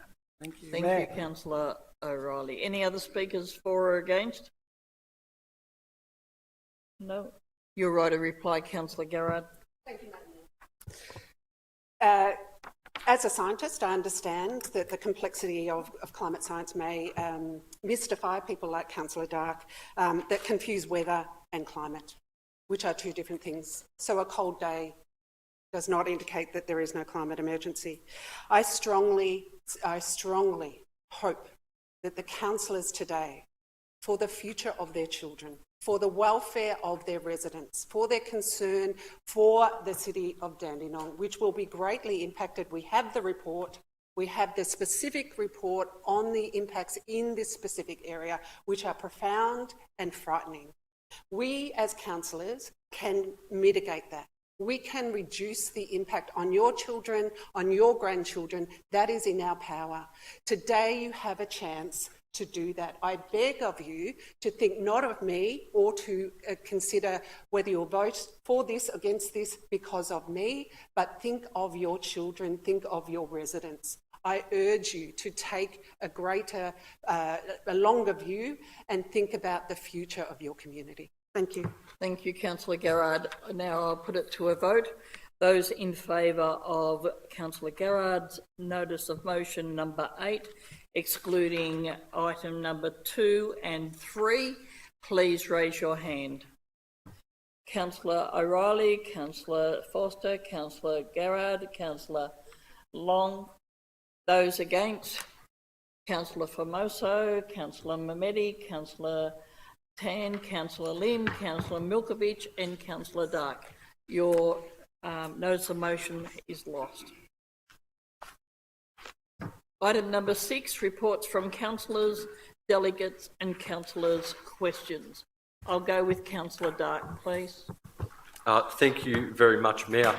Mayor, it's been, I hope everyone on this council, everyone in the gallery and watching via the webcast has had a very good Easter and Good Friday for long weekends.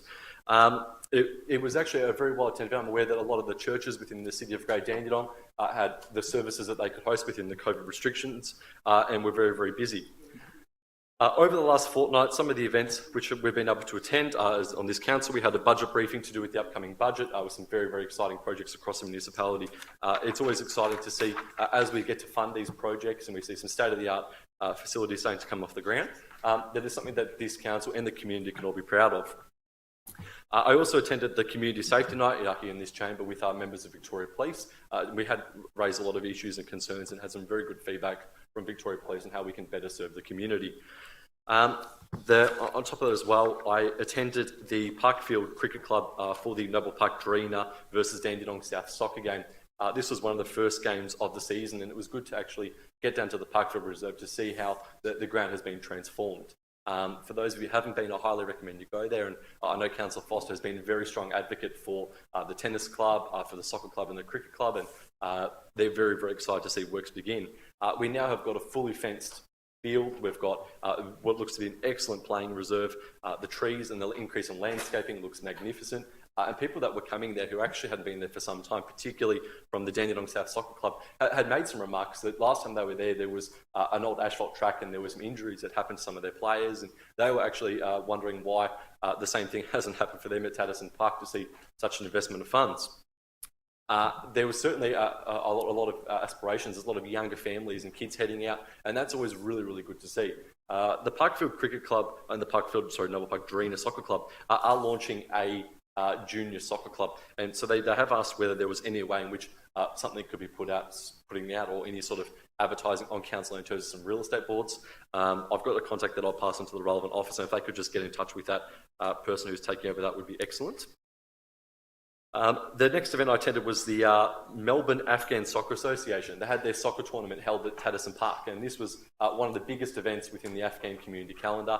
There was clubs from interstate coming into play. There were 16 clubs coming to battle it out, and these were Afghan communities coming together, having a sense of community, having a game of soccer and volleyball, which actually started on Good Friday with the grand finale ending on Easter Monday, and that was one of the biggest events that I've seen at Tatterson Pavilion. There would be close to 1,000 people there, certainly over the days that I was there.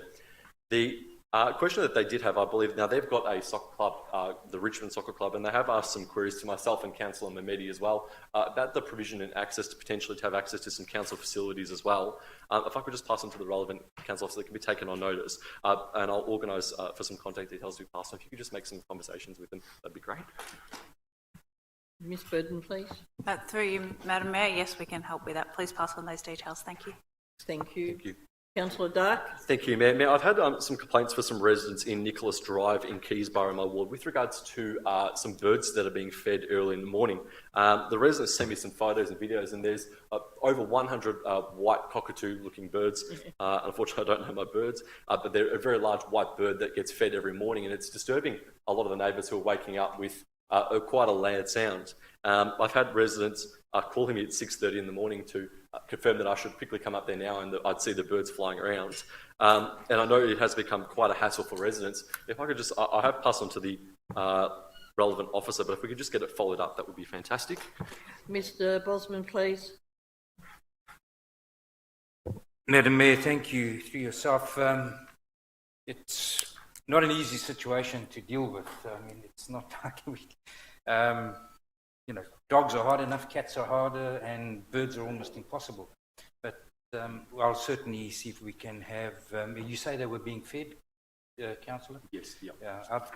Look, I think maybe the best thing to do is maybe a bit of an education program in the area where we can have officers go out and advise people in the area that it's undesirable to be feeding the birds, that it is causing a nuisance, and maybe through a process of some community engagement and community education, we can try and improve the situation. I'll have a conversation with you, Councillor, and see if I can get any more details on this. Thank you. Thank you, Madam Mayor. Thank you, Mr Bosman. Councillor Dark, please. Thank you, Mayor. My next question has to do with the Keysborough Senior Citizens facility on the Raleigh Island Reserve. I've had quite a bit of correspondence. I had two people, one who's a board member or the community member of the Keysborough Senior Citizens Centre, call me to say that the signage has been amended where it's actually removed the word senior citizen, and it now says the Keysborough Hall. I just want to find out what the precursor for that was, and if we've notified the clubs, and any more information on that, if I could, please. Mr Jenge, please. Yeah, through you, Madam Mayor, I'll take it a little bit on notice. That question was raised during the week, and my understanding was it was changed at the request of the Keysborough Senior Citizens Centre during the COVID. And I know Council Officer Rebecca Jones has contacted the resident concerned and had a discussion with him, but I'll clarify those details for you. Thank you. Councillor Dark. Thank you, Mayor. Mayor, my next question has to do with the way, I suppose, that we deal with trees within the municipality. I've had a resident who I know has frequently been in contact with the council who lives in Verdant Drive in Keysborough. At the back of their fence, they have quite a large gum tree, which is on Melbourne water land, and it's been known to drop a serious amount of trees.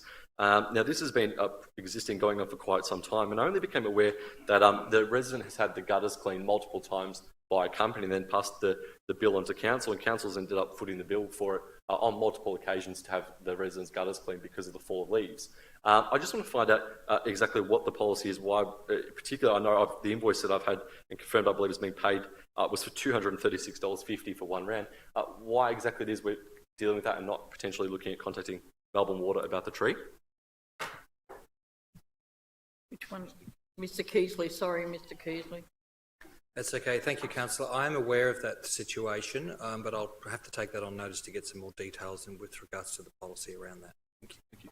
Thank you, Councillor Dark. Thank you, Mayor. Just on that, if we could please potentially organise a site meeting, because I'm aware that there's a few other residents that I haven't spoken to in that complex who are also expressing some issues as well, so if we could do that. Mayor, my final question for this evening. I've had some residents in Loxwood Avenue in Keysborough call me with regards to the Keysborough Park Primary School site. Not long ago, there was some fencing that was re-erected on the site and a box that's been put up in terms of like a sales office. They've expressed concern about what is going on, when things are going to occur, and there has been some concern. I'm aware that one resident has put their house on the market pending what they believe is going to be very, very bulk development. I was wondering whether it'd be possible to, one, find out whether when we're expecting some plans, because we only have the development plan at the moment submitted, and two, given the neighbouring residents that actually back onto, and there's not very many of them, if we could potentially get in touch with them and just let them know where things are up to, that would be great. Mr Bosman, please. Madam Mayor, thank you through yourself. Councillor, as you say, there is only a development plan at this stage. There's nothing more definitive in terms of a development itself. I think maybe a communique with the surrounding residents is possible. We're looking to sending something on, maybe an update on our website as well. I think that has been recently done under our planning website, but certainly at this stage there's nothing afoot beyond the development plan that we can advise anything has progressed to an actual proposed development. The fence has been repaired in places. I know there were complaints about the condition of that fence, and I don't know whether one should read anything more into that other than a repair to a fence against which there had been some complaints. But let me see what I can do to bring that all up to date. If it's not up to date, as I say, to do so on our website, and I will advise all councillors in that response as well. Thank you. Thank you, Mr Bosman. Councillor Dark. Thank you, Mayor. Just on a supplementary on that, I believe from the correspondence I've had with some residents, there was a letterbox drop that was dropped off advertising. I believe it's called, according to the message before, the Woodlands in Keysborough. So they've certainly progressed what they're doing. The concerns came from one of the residents who does back onto it. I believe the colour, hue, the palettes that they've used, one, they're calling them townhomes, versus I'm not sure what exactly a townhome is. And two is that there's a lot of white and there's concern about whether or not that's all concrete. So if we could potentially just make a communique, just have a look and do some research or contact them, that would be great. Thank you. Thank you. Councillor Milkovich, please. Thank you, Madam Mayor. I haven't got much to report on this week. I've just got a couple of questions. I've had not less than half a dozen calls and conversations with the residents in the vicinity of number 31 Dorset Road. That particular property is, I think, known to council officers and police force around the area. There always seems to be an issue with this particular property where there's a number of residents constantly moving in and out. There's police visiting almost every second there. There's a suspicion of illegal drug dealing and whatnot. I was wondering if council officers can, in fact, check whether that property is legally leased through a real estate office or even private sort of lease, or is it just an illegal rooming house that's operating on those bases? It is an unsightly property, but we're not going to judge it based on unsightliness of it. It's actually just the impact on the community around, where people sort of walk out, they're half dressed, and they seem to be affected by the drugs, alcohol, a number of occasions, almost terrorising the neighbours to a certain extent, and people are sort of fed up with it. So I'm not sure if anything at all can be done to just investigate and see, is it a legal house that's rented through a real estate office, or is it an illegal rooming house that seems to be operating throughout Dandenong at any given time? Thank you. Mr Bosman, please. Madam Mayor, thank you to yourself. Councillor, I'll get the details, the property details from you. What we can do is have the officers investigate whether or not there are any illegal uses on site, uses that would require a planning scheme permit. But obviously they can't undertake any other form of inspections. That would be the role of Victoria Police. But happy to have a look at whether there's an illegal rooming house operating from the site. Thank you, Madam Thank Mayor. you, Mr Bosman. Councillor Milkovich. Thank you, Madam Mayor. In regards to, there was a question asked before, I've actually taken an effort to go for a bit of a drive, which was outside my way, to look at the pocket park at 5th Avenue. And I've got to say that pocket park's looking amazing. I think it's just about finished, and there's only a few tiny bits and pieces, so it's going to be a great asset to the local community. And I know there's a big park in Hammond's Park, however, a lot of the parents and residents, they prefer something that's a bit closer, and obviously in a close vicinity to the shops. I think it's going to be a great asset, so thank you to the officers and contractors for coming up with that project. Another question that I've got is, which a few residents have raised, travelling up and down Jones Road, it seems to be always a heap of cars parked on either side of Jones Road, which gets really busy. Is it possible to maybe look at some sort of traffic arrangements that are done in the similar locations where the parking is prohibited on one side during certain hours, or in the other side it's a parking lot? Because you face a situation where there's a bus coming along, or even a car that's a larger vehicle, and people are sort of sometimes not sure if they can go past each other, and there's a traffic jam backing either way. If the officers can maybe look into that and just see if there's anything that can be done just to improve the flow of traffic, obviously, and reduce the danger to pedestrians crossing. There is a couple of speed humps there, but they don't seem to be doing much but create a temporary sort of... Mr Keasley, please. Thank you, Councillor. Through you, Mayor, we could certainly get the traffic team to have a look at that situation in that particular road, yeah. Thank you, Mr Keasley. Councillor Milkovich. Thank you very much. That's it for now. Thank you. Councillor Lim, please. Thank you, Mayor. Just like to let you know that on Friday, the 26th of March, I went attend the smoking ceremony at Springvale Community Hub.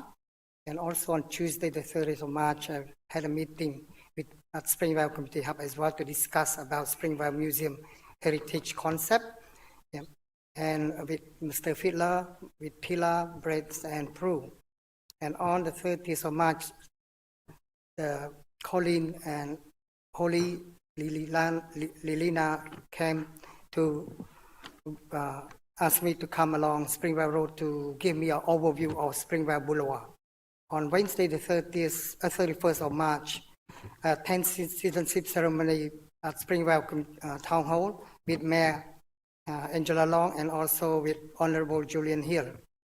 And on the Thursday, the 1st of April, I had a good discussion at Springvale Activity Centre with Helen Beckman, Martin Helen, and Holly DeMaria, just to discuss how to improve outdoor dining. And on Saturday, 3rd of April, I attend Cambodian New Year's at Cambodian Association in the morning, and also at night time, I attend the Cambodian New Year as well at Maxim Restaurant. On Sunday, the 4th of April, I went to Cambodian Temple to have a meeting with committee leader to discuss how to raise funds for Monash Children Emergency Department. And on Tuesday, the 6th of April, at the committee safety night, is a very good discussion with Senior Sergeant Deb Lay and also Ken Standish regarding the homeless people and also the safety of Springvale Activity Centre. And he promised me to come to see me in the near future, and we arranged the appointment to see each other on the 22nd of April to discuss how to make Springvale a safe place, especially multi-level car park as well. On the Wednesday, the 7th of April, I had a meeting with Mr. Kevin Boxtel about outdoor dining, and he just gave me a very positive feedback how to improve the outdoor dining as well. And on the Wednesday, the 7th of April, as well, I had a discussion with Senior Sergeant Ken Standish. He said that he asked me to ring the real estate agent to get warrant from VCAT. Therefore, he can have the authority to remove all the homeless people from Springvale. But luckily, this morning he rang me about 10 o'clock in the morning. He said that he already organized his team to remove all these people from the address of, I think, from Buckingham Avenue. And also, he said that he's going to arrange some more officers to patrol Springvale. And the other thing he said like this, he said that all these homeless people, it's not the police issue and also not the council issue either, and not my issue either, but actually he do the job anyway, he tried to help me anyway. But he said actually the issue of the community issue and also the state issue. Thanks, Madam Mayor. Thank you, Councillor Lim. Councillor Tan, please. Thank you, Madam Mayor, and good evening to everyone. We've got a full house today. This is my report since the 23rd of March until the 11th of April. So, I'm going to just be quick. So on the 26th of March, I attended the smoke ceremony, Indigenous Fire Pit with the Mayor, Councillor Angela Long, Councillor Rhonda, Girat and Richard Lim, and also Councillor Lloyd Trung. So the Indigenous Fire Pit has been developed by the artists in consultation with the Bunburong and Wurundjeri land councils. The importance of the heritage and culture is also central to who we are. So this is where our story began with the first people, and as such, the fire pit will become our important focus point of the Springvale Community Hub. On the 27th of March, I attended the Burma Night fundraising. So as you know, Burma community has been in Burma, actually, it's still happening right now with the brutal crackdown that's happened in Myanmar. So the event was organised by the Myanmar community, including the Chin community, Karen community, Myanmar Muslim community, Victoria Myanmar youth, to raise the fund to help those victims and the surviving family of those that's been impacted. On the 29th of March, I attended the NPAC turning ceremony, which is the construction for the first stage of a redevelopment, with the Mayor, Councillor Angela Long, also the CEO and our council officer and other stakeholders. So just a bit about this project. It includes the development of the health and wellbeing gymnasium, which will have a positive and significant impact on the visitation and participation levels, community health and operation sustainability of the centre. So the project is a recipient of a 3.3 million grant from the Victorian Government Community Sports Infrastructure Stimulus Program. So the total project costs about 6.7 million, so which is include also co-funding contribution from our council, about 3.4 million. So based on the progress, it's starting now, so the project will be expected to complete by February 2022. On the 3rd of April, I attended the Cambodian New Year celebration hosted by the Cambodian Association of Victoria with Councillor Shauna Riley and Councillor Richard Lim. And also, I just want to say Happy New Year to those who celebrate the New Year in April. So we've got Nepal, Sri Lanka, Bangladesh, Thailand, and also Cambodia. On the 6th of April, I also attended the Community Safety Night, so with the Victoria Police, the Mayor, Councillor, CEO, and all our council staff. It is a great insight to actually work along with Victoria Police.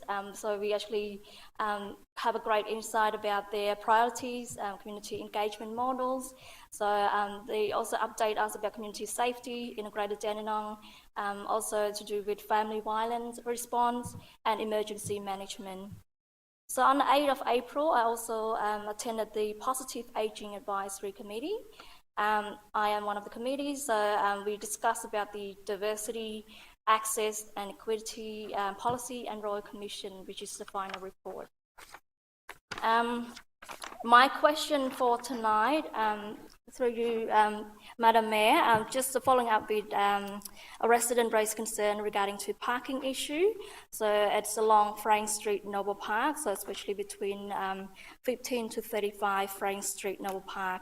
The reason being, there's too many cars that's utilized by the nursing home, so the resident actually live opposite the street, could not reverse their car. So that's one of the issue at the moment. And also got a question regarding to, we've got a new project in Frank Street, open space, so that's part of CIP project, capital improvement works, which is starting this year, this financial year.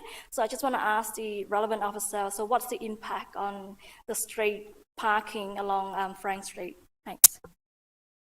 Mr. Keesley, please. Thank you, Councillor. I'll take that on notice and we'll have the officers have a look at that particular matter. With regards to the opportunity for the park in Frank Street, that will be for next financial year in support of some funding we hope to be able to achieve from the state government for that particular project. Thank you. Thank you, Mr. Keesley. Councillor Tan, please. Thank you. Other question just regarding to our 89 Douglas Street, which is the pocket park that's been in progress. So I just want to get an update when this project will be completed by, so our public can access the park. Thanks. Mr. Keesley, please. Thank you, Councillor. I'll have to take that on notice. Thank you. Thank you, Mr. Keesley. Councillor Tan. Thank you. That's it. Councillor Mamedi, thank you. Thank you, Madam Mayor. As Councillor Dark touched on, I attended the opening and closing ceremonies of the Melbourne Afghan Soccer Association Easter tournament. There was easy 2,000-3,000 people over the 4 days. It's a tournament they've held since 2019. Unfortunately, 2020 had to be cancelled due to COVID. It's a fantastic tournament.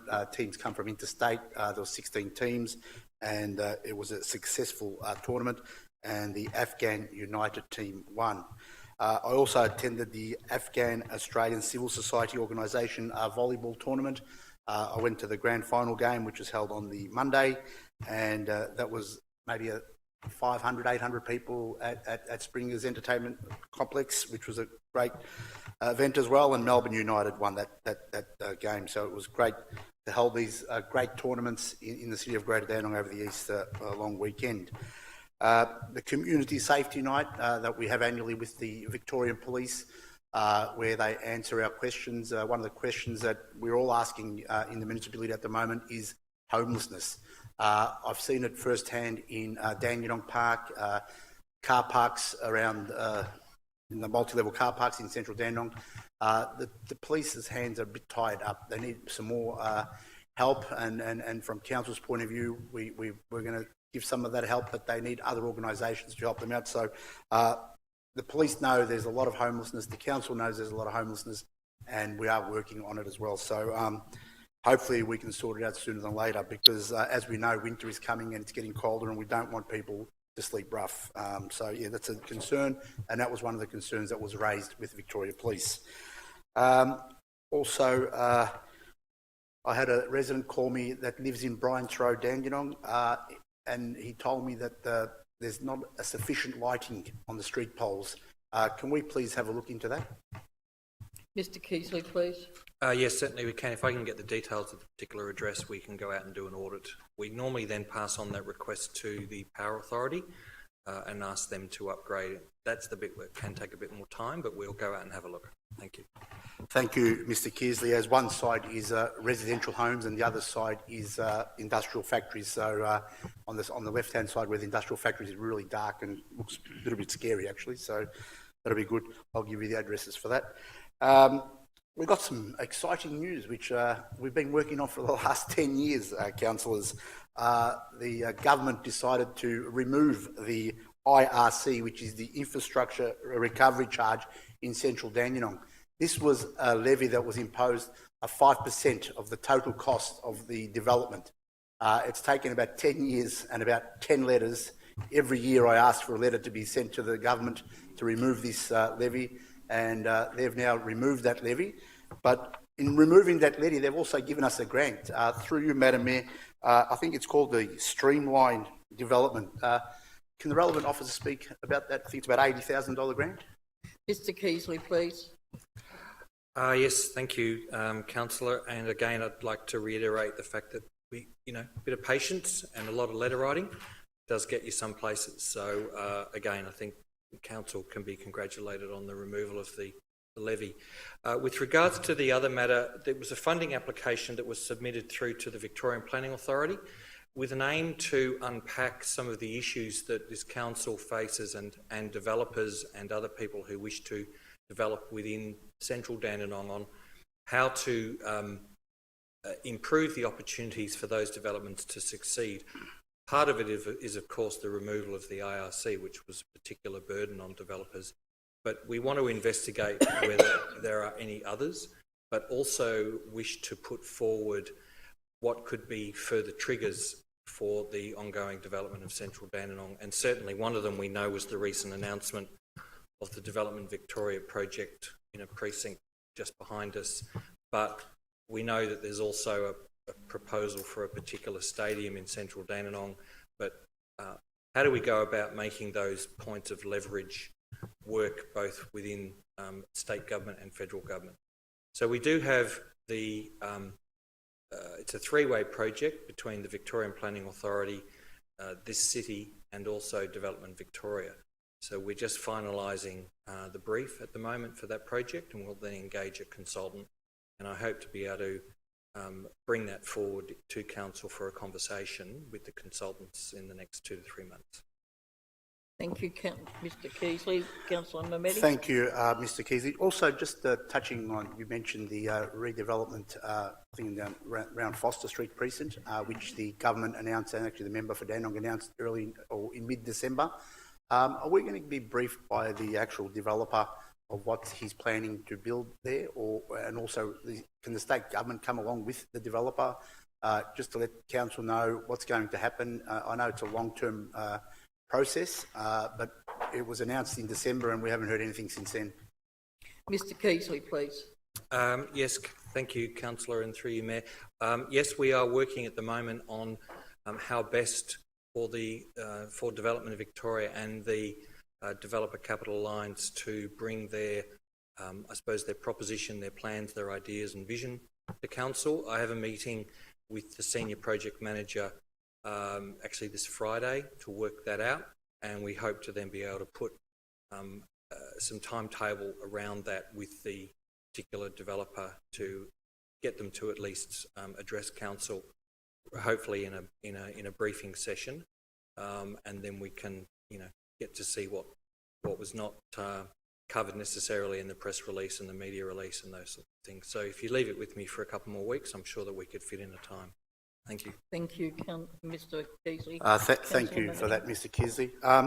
Also, just touching on Lonsdale Street and the central CBD of Dandenong, it's great to see so many restaurants opening up. We've got a restaurant opened up just across the road last week. Before COVID, we had another restaurant take over the Albion pub. I see a big sign and a big new restaurant opened up where the old Gardens restaurant is. So, and as we spoke before, Alencia Receptions has opened up. I think Dandenong is going to get a good reputation of if you're feeling hungry and you want something to eat. I always say to people, when you visit the city of Greater Dandenong and you try the food, it's like travelling throughout the world. But the best part about it is you don't need a passport. So it's looking good. I'm really happy that everything's progressing well. And to everybody that is starting their fast tomorrow for Ramadan, I wish you well for the next 29, 30 days. And to our community that are celebrating New Year this month, Happy New Year to them too. Thank you, Councillor Mehmedi. Councillor Garrard, please. Thank you, Madam Mayor. I had the pleasure this week with Madam Mayor of attending Willow Lodge AGM to welcome the returning President, David Duckworth, and the Secretary, Carmen Perkins, who are doing a great job in the role as in the committee. And they also mentioned they're extremely appreciative of the notice of motion put by Councillor Mehmedi tonight around the health impacts of the area in which they live. I also wish to congratulate David and Ryan Cocknell, who were, as mentioned, members of the Noble Park Cycling Club, Dandenong Cycling Club, for their 3 back-to-back wins. Ryan, David and Callum Porrett won gold in the team sprint and team pursuit events in the Victorian Club Teams Championships. David and Ryan also won the Brunswick Easter Madison Championships and had success at the Winter Black Balloon Crits at Casey Fields. They're a credit to the City of Dandenong and to their club. Question without notice. As part of the obligations under the Gender Equality Act, councils are obliged to create a Gender Equality Action Plan. What is the status of the Greater Dandenong Council Plan, and when will the early community consultation on this topic be put into place? Mr. Ginch, please. Through you, Madam Mayor, I will take that detailed question on notice. We have had some conversation with the council around the gender equity requirements, and I understand that there needs to be a survey, a gender equity survey undertaken in the coming months, which will form the basis of the plan going forward. But in terms of your question about the timelines, I'll take that question on notice and give you those direct timelines. Thank you, Mr. Ginch. Councillor Garrard, please.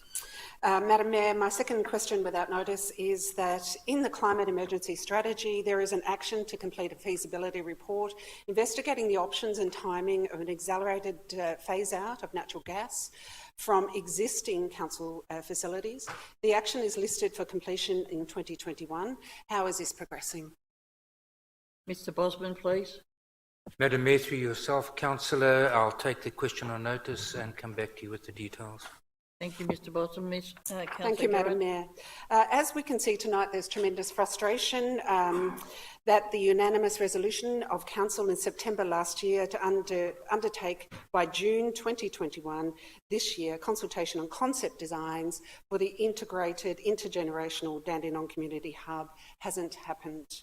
There hasn't been any replacement resolution since the election, which makes this resolution the live one that the officers should be following.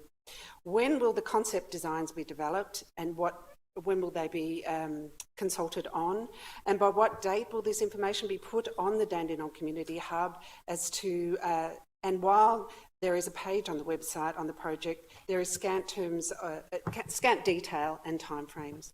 Residents don't understand that this resolution is not being honoured, and despite not being replaced by any other resolution, and don't understand the necessity for a business case community consultation, as the community needs survey was done last year, and there is no business case done for the Community South Community Hub. They just want the council to get on with the concept design, including consultation. Thank you, Councillor Garrard. Ms. Burden, please. Thank you. Through you, Madam Mayor. Thank you for your question. It is something that I've addressed through a few answers earlier this evening. Essentially, the concept plan and the business case are about to be developed as we appoint the appropriate contractor, and that's looking to be achieved by July this year, including community consultation throughout that process. When the consultant is appointed, further information will be put up onto the website regarding that, and as I've mentioned before as well, we've taken part of that question on notice with regards to the comprehensive information that we put on our website, and we'll be looking at that. Thank you, Ms. Burden. Just a supplementary question. Will the business case be developed in tandem with the concept plan, and will they be released together? Is this now the initiative? Ms. Burden, please. Yeah, through you, Madam Mayor. I'll have to take the detail of that on notice. I understand they're both to be developed in quite a short time frame. It's another supplementary. Just the aspect around why this business case when Keysborough South did not have a business case. I don't think you fully answered that question. Thank you. Ms. Burden, please. Through you, Madam Mayor. I understand the business case is required to clarify the detail around the scope and the location and other details of this particular project. And I also understand that multiple studies were developed over a period of years that informed the development of the Keysborough Community Hub. Thank you, Ms Burden. Councillor Garrett. Just a supplementary to that. We have a policy of developing intergenerational hubs. That is our policy. Therefore, there is no need to do a business case on that aspect. That is the council policy, that it will be an intergenerational hub. So therefore, the concept design can be developed without and then can be adapted to the particular site that is chosen. So I think the community are still very confused as to why a business case is still being proffered. So I'll leave that there. Thank you. My next question is, what is the timeframe for completion of the draft community garden policy and consultation? Mr Bosman, please. Madam Mayor, through yourself, Councillor, we hope to be able to bring that to Councillor within the next couple of months. We are currently working on it. I have given feedback not that long ago that the, let's call it the complications with regard to setting up the governance model. So we are busy working through a number of issues there still, but I hope to have something before Council in the next 8 weeks. Thank you, Mr Bosman. Councillor Garrett. Just a follow-up question from a response earlier by the appropriate officer in relation to the Keysborough South concept design. I don't believe we were given a time frame on when we can expect that detailed design. So, Mr Keasley, please. Sorry, Councillor, with regards to the concept plan that was completed at the end of last year. Detailed design. We've been moving into detailed design. We expect that to be completed by the end of this month, subject to the assessment of the significant number of submissions that have come in on the playground. So I'd be hoping that once that's done, probably over the next 2 or 3 days, that I'll be in a position to then inform Council of the likelihood of completion of design or detailed design, but we are expecting that to occur within at least the next 2 to 3 weeks. Thank you, Mr Keasley. Councillor Garrett. Just a follow-up question. Will the, like the Dandenong Hub, will we have a website where you are publishing the stages and the expected timelines of the various aspects of the project? Mr Keasley, please. Is that you or? So is that with regards to the Keysborough project? Yeah. Yes, we already have extensive information on the website with regards to the Keysborough Hub. If there's any need to update timeframes, then we'll certainly do that. But we'll do that once we are more certain of the timeframes with regards to the playground process. Just to follow up, there are no timeframes at all on the website, and I would just request that that timeframes, anticipated timeframes, are put up just to inform the community. There's a great deal of interest in the community. There's a great deal of concern about delays, and I think that putting information on the website would allay some of that concern. There are concerns that perhaps the plans are being changed in some way, and I think that by putting maximum information that we have at this time on the website will go a long way to allaying some of those concerns. Thank you. Mr Keasley. I've actually printed off documentation from the website which actually has dates in it. So I'm not sure I can provide that to you. With regards to changes to the plans, as I indicated to you in response to a question, there have been no substantial changes to the concept plans that the community saw in 2020, other than some minor administrative changes that have assisted internal staff in terms of admin areas and those sorts of things. I'm happy to bring the material back to Council in the coming weeks prior to us going out to tender, if that's, or I can meet with you separately on that matter. Thank you, Mr Keasley. Councillor Garrett. Just a supplementary question. So the timeframes that on the website you are abiding by, are they what do you anticipate that you will be delivering the project? Mr Keasley, please. Not at this point, because as I said, we've only just closed the playground consultation, which was delayed during early 2021 following COVID in 2020. Those matters with regards to the playground consultation, of which I think we received perhaps over 70 to 80 submissions, are now being reviewed. If there is a need to delay the playground process in order that we don't overly delay the hub process, that's also a decision that can be made, but that won't be made until we actually understand the level of change or input that the community wants with regards to the playground. If we can manage the process that we can do it all in one hit, then that will certainly save time, effort and dollars with regards to this particular project. As I said, I should be in a position, hopefully sometime next week, to inform the council with regards to the playground process in terms of whether that will further add delay or whether we can sideline that with regards to the hub process. Thank you, Mr. Just my Keating. final question, Madam Mayor. I just request that updated times are put up and that accurate information is put on the website. Thank you. Thank Is that it, Councillor Garrett? Councillor Foster, please. Thank you, Madam Mayor. Just firstly, I'd like to take this opportunity to wish those in the community that celebrate Easter a happy Easter. It was nice to be able to attend a Mass that was well attended, given we've had some restrictions during COVID. Since our last council meeting, I've attended a number of events and met with a number of residents and community members. I attended the Dandenong World Fair at the Dandenong Market on the 28th of March. It was amazing to see families from our community, but also beyond the municipality, to enjoying the food and entertainment.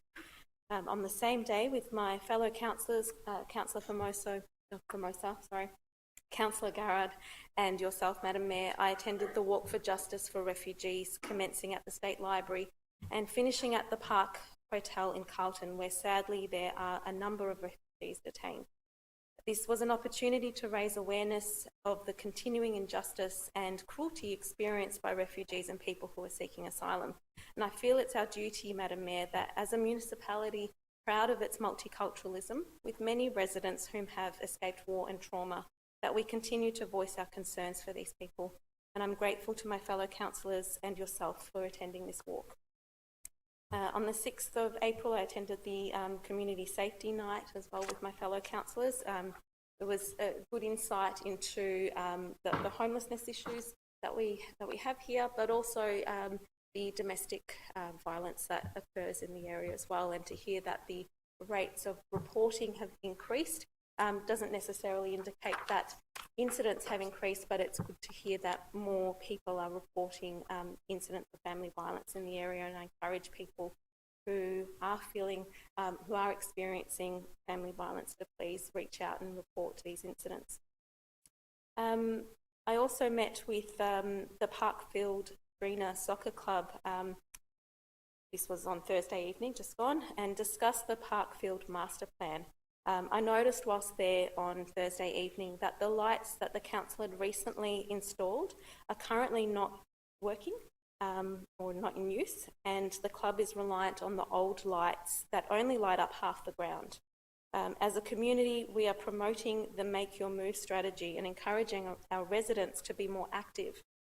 If I was contemplating joining a soccer club at Parkfield Reserve, I would be quite hesitant to join given the lighting situation there at the moment. Through you, Madam Mayor, to the relevant officer, can I have an estimate on when the new lights at Parkfield Reserve will commence working, please? Mr. Keating, please. Yeah, thank you. Thank you, Councillor, through you, Mayor. With regards to that particular issue, it's out of Council's hands. We're waiting for some further advice on the energy provider in order that they can be switched on. That's something that I believe is the case, and I can get confirmation of that, and hopefully with that, some dates on when it might happen. Thank you, Mr. Keating. Councillor Foster. Yes, that would be great if you could push that along further. That would be fantastic. Given that daylight saving has ended, I was there at about 6 o'clock. It was up to 6:30. It was getting pitch black, and it was, as a female, if I was training there, it would I'd feel a bit unsettled, particularly in the dark spots. My next bit is that I note that the Keysborough picnic, big picnic, was to be held yesterday. I was quite disappointed that it did get washed out, and I understand for the safety of the community and staff that it did have to be cancelled. But it would have been one of the big events post-COVID lockdown and a lovely opportunity for our residents in our community to gather together after such a difficult year. Through you, Madam Mayor, to the relevant officer, will there be an opportunity to run this event this year by any chance? Ms. Burden, please. Through you, Madam Mayor, thank you for that question. We too are terribly disappointed that the event had to be cancelled. Unfortunately, the budget for the event has already been predominantly expended, and there's no further budget allocated towards that in this financial year. So at this stage, officers are planning towards an event next year. Thank you, Ms Burton. Councillor Foster, please. Councillor Formoso, please. Thank you, Mayor. I actually attended on the 25th of March the sunrise at Springvale, which was held at the Springvale Community Hub, which was our first event that we got to celebrate with some of our fellow councillors, and also an opportunity to celebrate the lives of council staff that we've lost in the past year. So it was a very nice moment to reflect with a lot of our staff. So it was an honour to be invited to that. 25th of March, Melbourne City Women's League versus Perth Glory. We won 2-1, and not only that, we had a beautiful marriage proposal. So it was a wonderful story to be a part of. 28th of March was the Dandenong World Fair at Dandenong Market.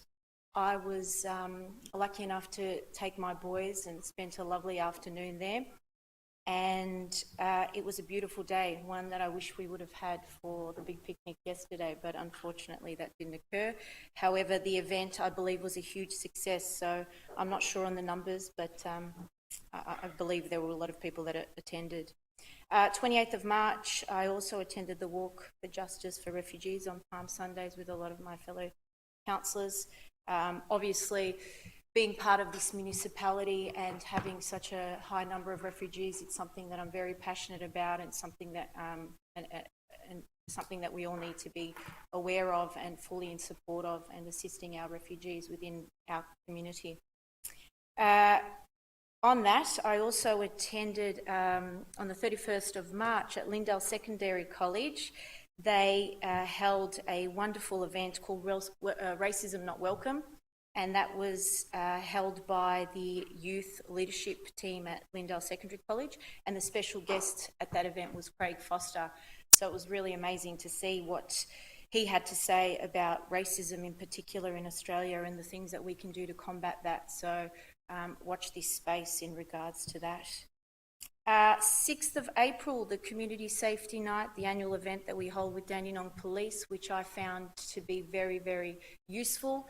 A lot of the issues that we have in our municipality often don't allow us as council to be in control of. Police play a huge part in that, so it was really good to see that we work so collaboratively with them, and that they are more than willing to listen to what council has to say. So it was brilliant to meet a lot of the officers that night.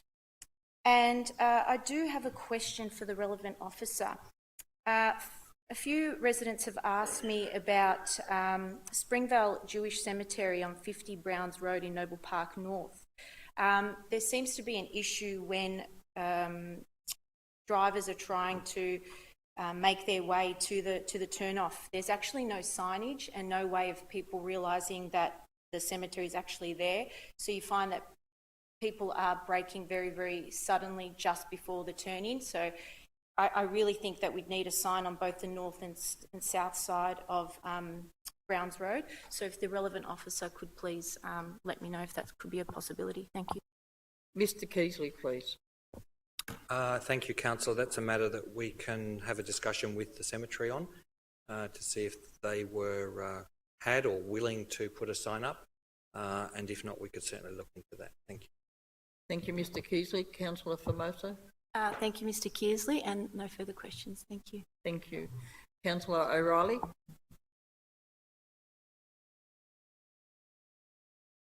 Thank you, Mayor. I've attended a number of events, many of which have already been mentioned, but I wanted to speak about one in particular, and the background to it is that over the last few years I've had discussions with the Burden Park Bowling Club, who have expressed a wish to integrate more closely with the local multicultural community. And on April the 3rd, Saturday, a couple of Saturdays ago, I attended the office opening of SEMVAC, which is the Southeastern Melbourne Vietnamese Association's council, which many councillors would know of. But They are now situated in a prime location in Springvale, in the building adjacent to the Burton Park Bowling Club. And as a result of the increased visibility, they're experiencing increased demand, which they explained on their opening event Saturday, April the 3rd. There was also in attendance Julian Hill MP, Claire O'Neill MP, Dr Tien Q MP, Councillor Lloyd Trong and your good self at that event. And they may have spoken to yourself about what they might need in the future as well, Mayor, but I think that this has really been a huge leap forward for SEMVAC, who prior to this had a small upstairs office on Springvale Road in Springvale Shopping Centre, but now they've got more of a home. I think in many ways it's a no-brainer that you do have a service like SEMVAC, volunteer-led, given that Vietnamese is the second most common language spoken around that local area. And you've got a service that can assist new and existing migrants, similar to what the Cambodian Association of Victoria has done successfully for decades. So my question without notice to the relevant officer is, could we start engaging with SEMVAC and assist with their documenting what they see as their future planning, future expansion plans, the projections of what might be increased demand for their Vietnamese language specific community support, so that this could be considered for future budget meetings. Thank you, Mayor.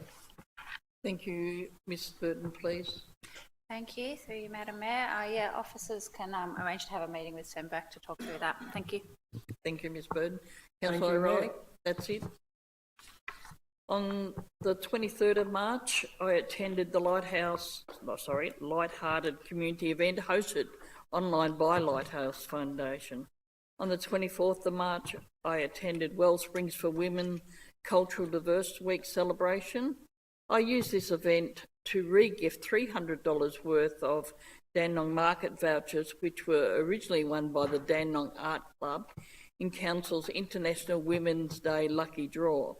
A big thank you to the Dandenong Art Club members for donating these vouchers to Wellsprings. That day I also received a plaque to thank the Greater Dandenong City Council for the supporting World Tuberculosis Day.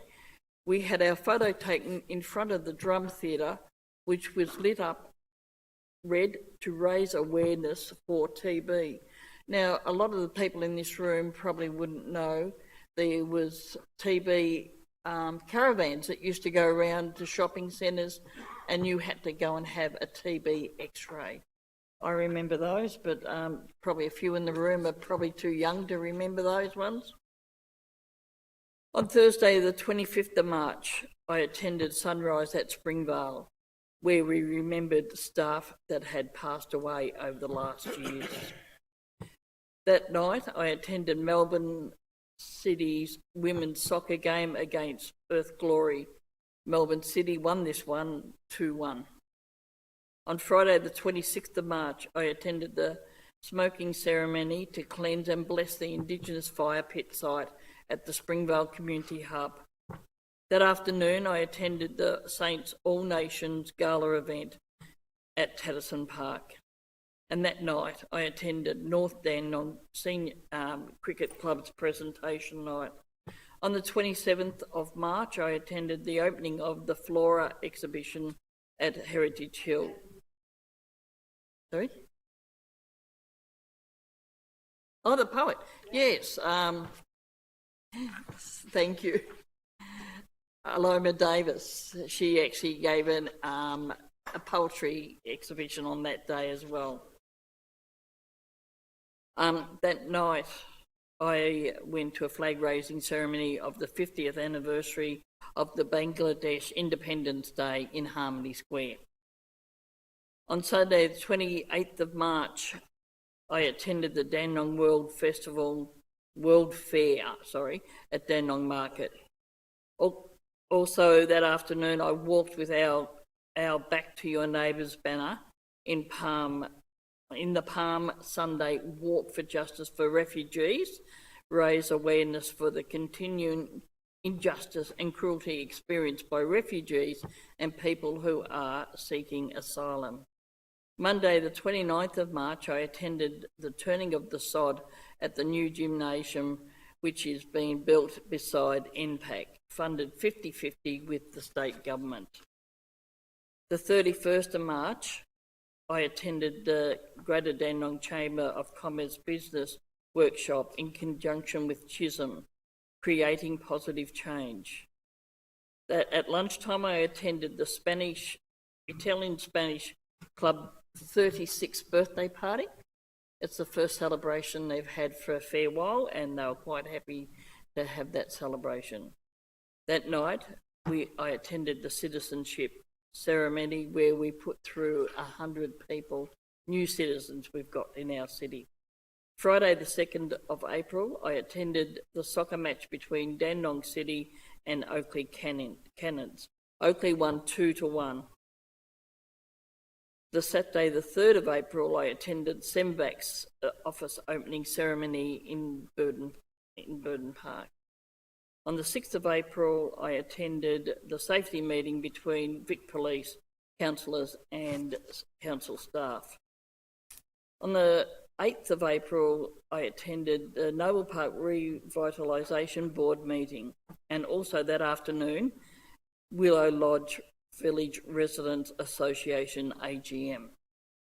Friday the 9th of April, I delivered $100 worth of Dandenong Market vouchers to the Dandenong Agricultural and Pastoral Society, who won 3rd prize in our International Women's Day lucky draw.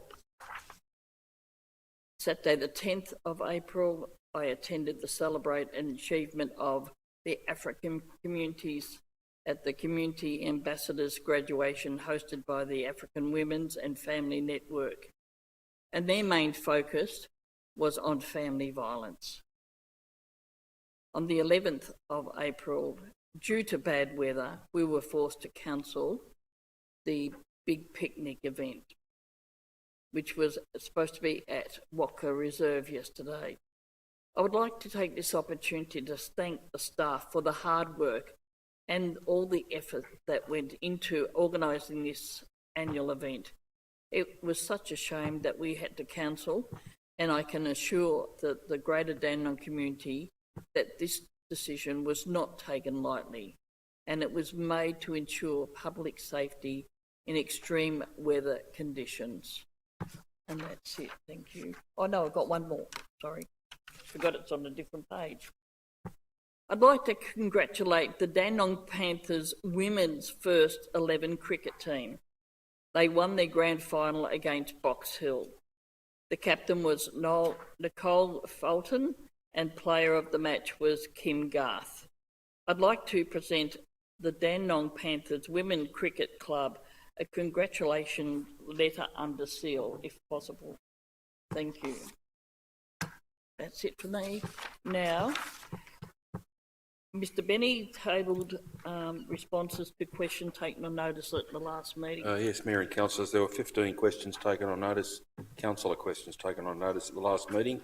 13 of those have been completed. One will be completed tomorrow, and one was a carryover from the previous meeting, and we're still awaiting some contact details for the fire brigade so that we can send letters of commendation. Please, Councillor Dark. Thank you. Please, Councillor Dark, as soon as you possibly can. Thank you. Item number 7, urgent business. As there's no urgent business, I declare this meeting closed and thank you for your attendance.